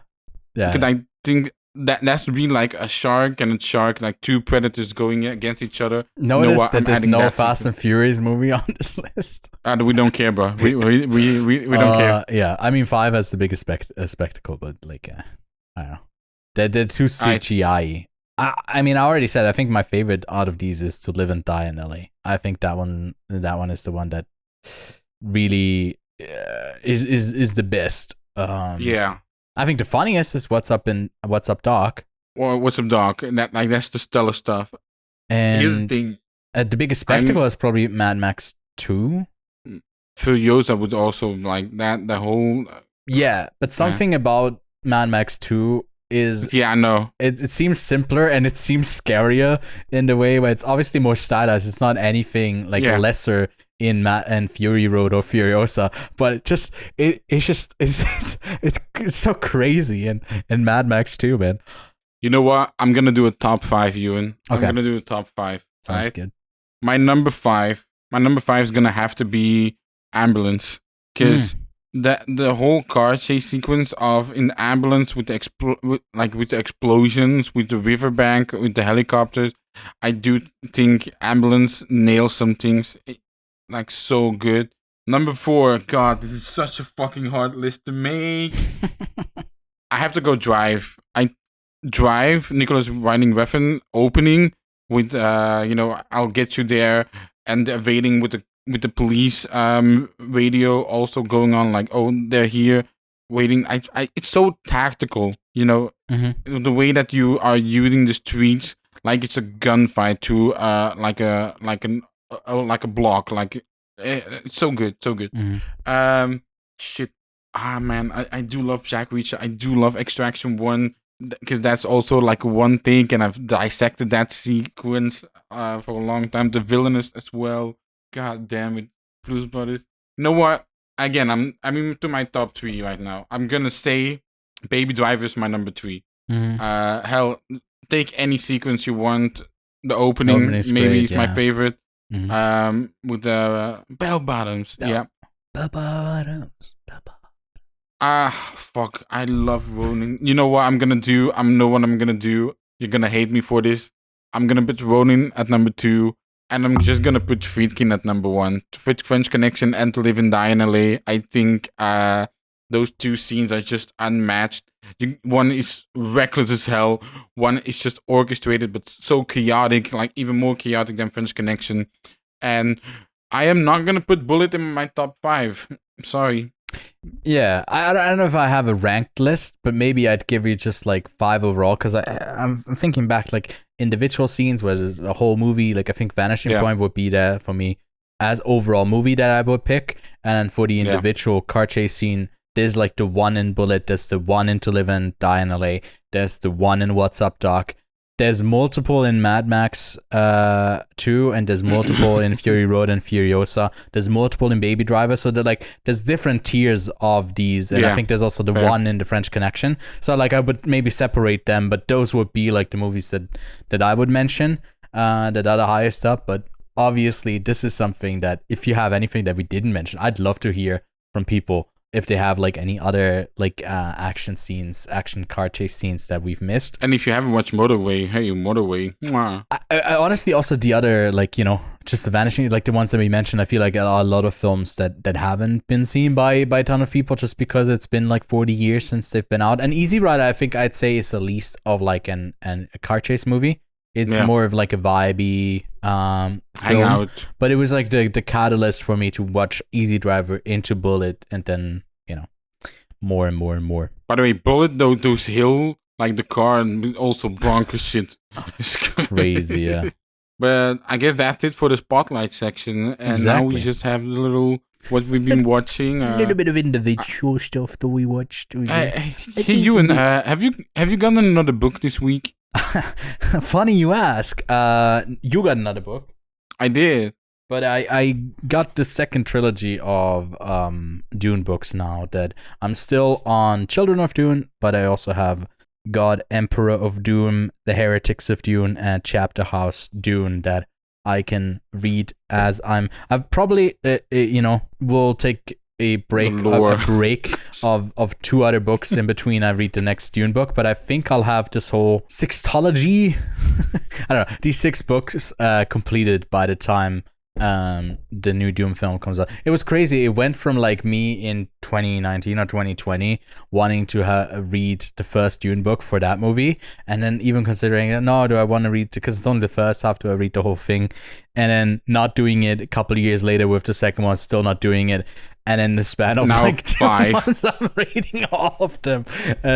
So yeah, man, I've still been reading. It's been a bit of a down week for me overall. Like I'm feeling a bit lowered like spirits wise and on an emotional level, because I didn't get my dose of like time to sit down and read as much, because I had quite a busy week, and well, besides your birthday, but yeah, I guess, yeah, but there I didn't read as much as I wanted to. Like anyways, I'm a year older now. I guess that's is what it is. I did get a book too, but it's more for research purposes.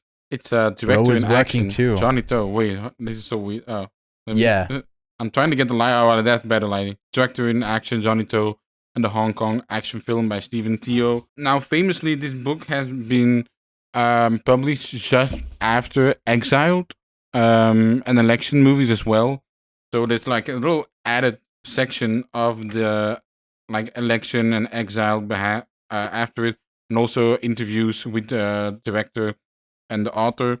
So there's nothing about, Sparrow, drug war, but I feel like if I read this book, I'll be more in the mind of Johnny To, especially when he's filmmaking. His process is so weird, because he'll be shooting something for a month, then nothing for like maybe a year, and then shooting it again.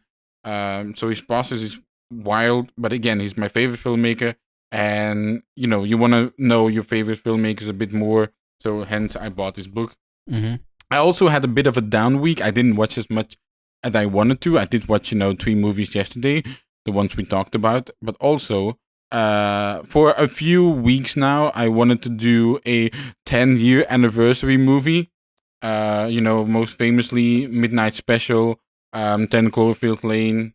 Those are the movies that I wanted to, watch and discuss previous weeks, but I never got to them. But this week, there's coming change into this 10-year anniversary segment I'm doing. And I watched Everybody Wants Some! ! Exclamation point. Kind of ironic, Linklater. You're doing 2 exclamation points? What does Lawrence Hart think about that? Yeah, but anyway, we've only heard, exclamation point singular He hasn't spoken about the double exclamation. It's a Exactly. loophole. He found the loophole. Loophole. So the 10-year anniversary, you also had the crew doing a sort of reunion at the Austin Film Society. And by the way, kind of crazy when you see all these actors and the roads they've gone on. You know, one of them is fucking Superman. Granted, Superman on the smaller screen, but still, he's fucking Superman. And yeah, really adored this movie. It's not perfect. For example, it's very much structured like 4 days before the start of the class of the year at college. Mm-hmm. And some nights weren't as interesting to me. Like, for example, the country. I'm a massive country fan. Like the One-Eyed Joe. What is it called? One-Eyed Joe, right? I think song? so. Yeah. Like, for example, that song didn't, and the way that Linklater shot that sequence didn't do as much for me compared to, like, you know, the line dancing in The Accountant 2 with Ben Affleck. Like, that was a fucking highlight of that movie. Yeah. And I could have used perhaps some more Zoe Deutsch to really grow that relationship, because I know that Linklater is so good. What? You can always use more Sorry Deutsch. Oh, you're being a simp again. All right, cool. She's great, is what I'm saying. She is. And I would have liked some more baseball. Yeah, right. You know, not enough baseball. Well, I need more baseball. Kevin, it's the sort of thing. It's a hangout movie, and you just want to hang out more. That's that's the sort of feeling I got from this movie immediately. Like, it's one of those films I watched it 2 years ago, a bit more than 2 years ago. And I immediately just wanted to watch it again. I was like, I finished it. I was like, can I do one more, please? More? I was like, can I have a sequel? Yeah, everybody wants some more. Right, that's great stuff. You know what? Because now this is your segment. I'll talk to me about modern romance, Bo. You know, I've put you on this Albert Brooks train, and it's seemingly still going. I thought, like, maybe you I don't know if I still off. have the no, I put it away, but for a long time I had the what's it called, like America, Lost in America. I had it on my desk here, but I think I put it into a shelf again.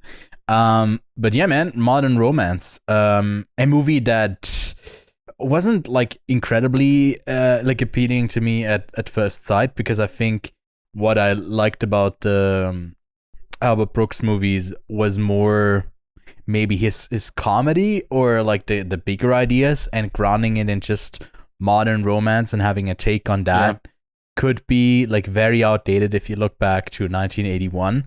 And it is in some ways, especially through that lead character who we sort of see and like at constant odds with. Maybe, I don't know if that was the intention, you know, 45 years ago, that you'd feel that way, but I definitely felt that way. And then it's like sort of I think it's very aware of that it's not crafting a character that you are like really into. Like, the premise of it is that he's a film editor who breaks up with his girlfriend, and like that's sort of the opening shot of like them just like having a normal dinner, and it escalates to a breakup like out of nowhere. And it seems like this is what they do all the time, but they're like madly in love with each other still.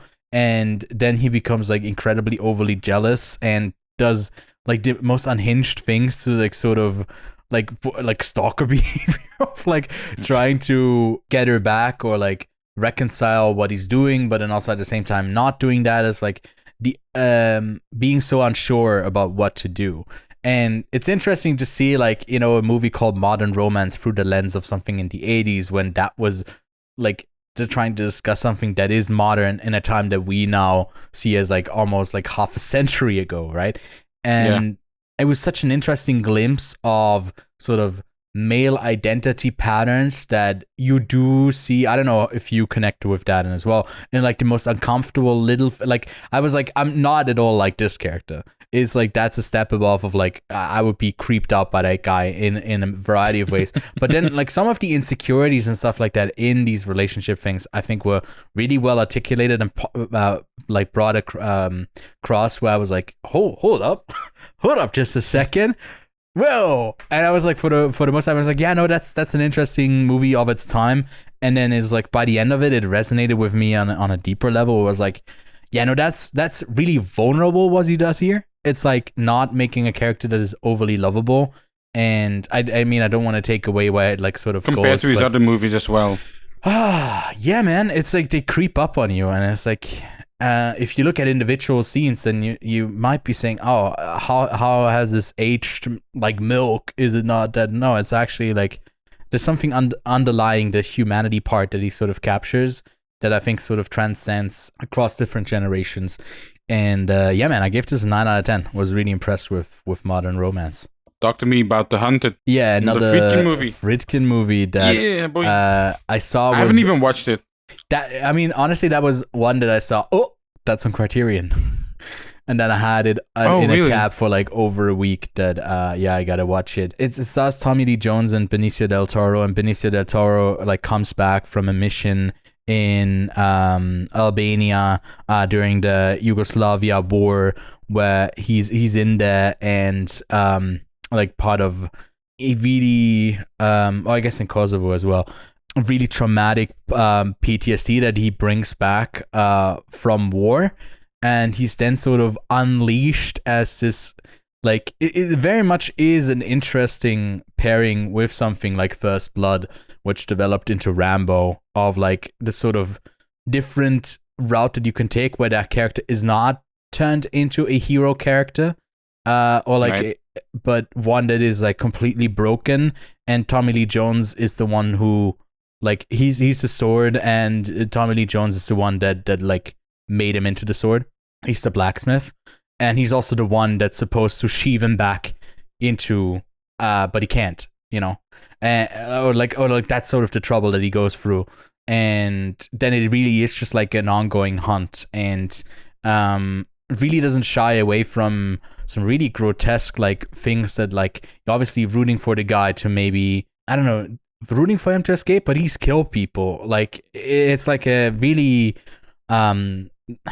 yeah, a dichotomy in there, and quite compelling in the filmmaking. I didn't really connect with it on a character level, but I think the spectacle with Friedkin and his chases are like incredibly well done, like his fight scenes and all of that.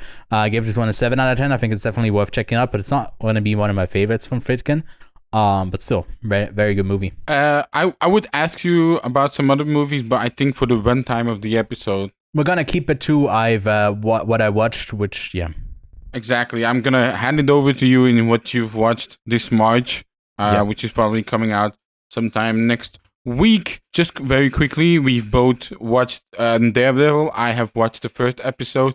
He's watched the whole fucking season already. But I'm gonna do it like a good boy, week by week. And you know what? I will watch Mike and Nick and Alice by next week as well, so we can talk very shortly about that. But next week, most importantly, the two main reviews will be Christopher Borgly's The Drama, and we are also indeed wahooing with Super Mario Galaxy movie. Oh my god, Star Fox is in it. We are getting the Mario Avengers. We're getting Super Smash Bros. The Nintendo Cinematic Universe is building, guys. Chris Pratt himself has said it. And we're gonna probably get Smash Bros. In what, 2029, 2030? It wouldn't surprise me at all. But on the world cinema front, the 2.54 centimeter barrier, we have a separation that is coming out this week. We are also recording Kamikaze Taxi. We still have not decided which version to watch of that movie, but stay tuned and subscribe and comment to find out. You already talked about the next pick for that spin-off podcast as well, being Long Day's Journey into Night and Kali's Blues. And yeah, over to you to outro this shit, bro. I mean, that was a pretty neat outro. Like you can see with all of our shows, we have a lot of movies to talk about. And when we choose just two films that can even, go back to the runtime when we had even more movies to talk about previously, we'll fill the time with movies that are worth dissecting, but also appreciating. And I think that was really nice that we got to do that with Resurrection, when now it's finally available for more people to see. So don't forget to leave a like, subscribe, comment, and we'll catch you in all of the variety of shows that we got going on throughout the week. And with that, I say, cut it!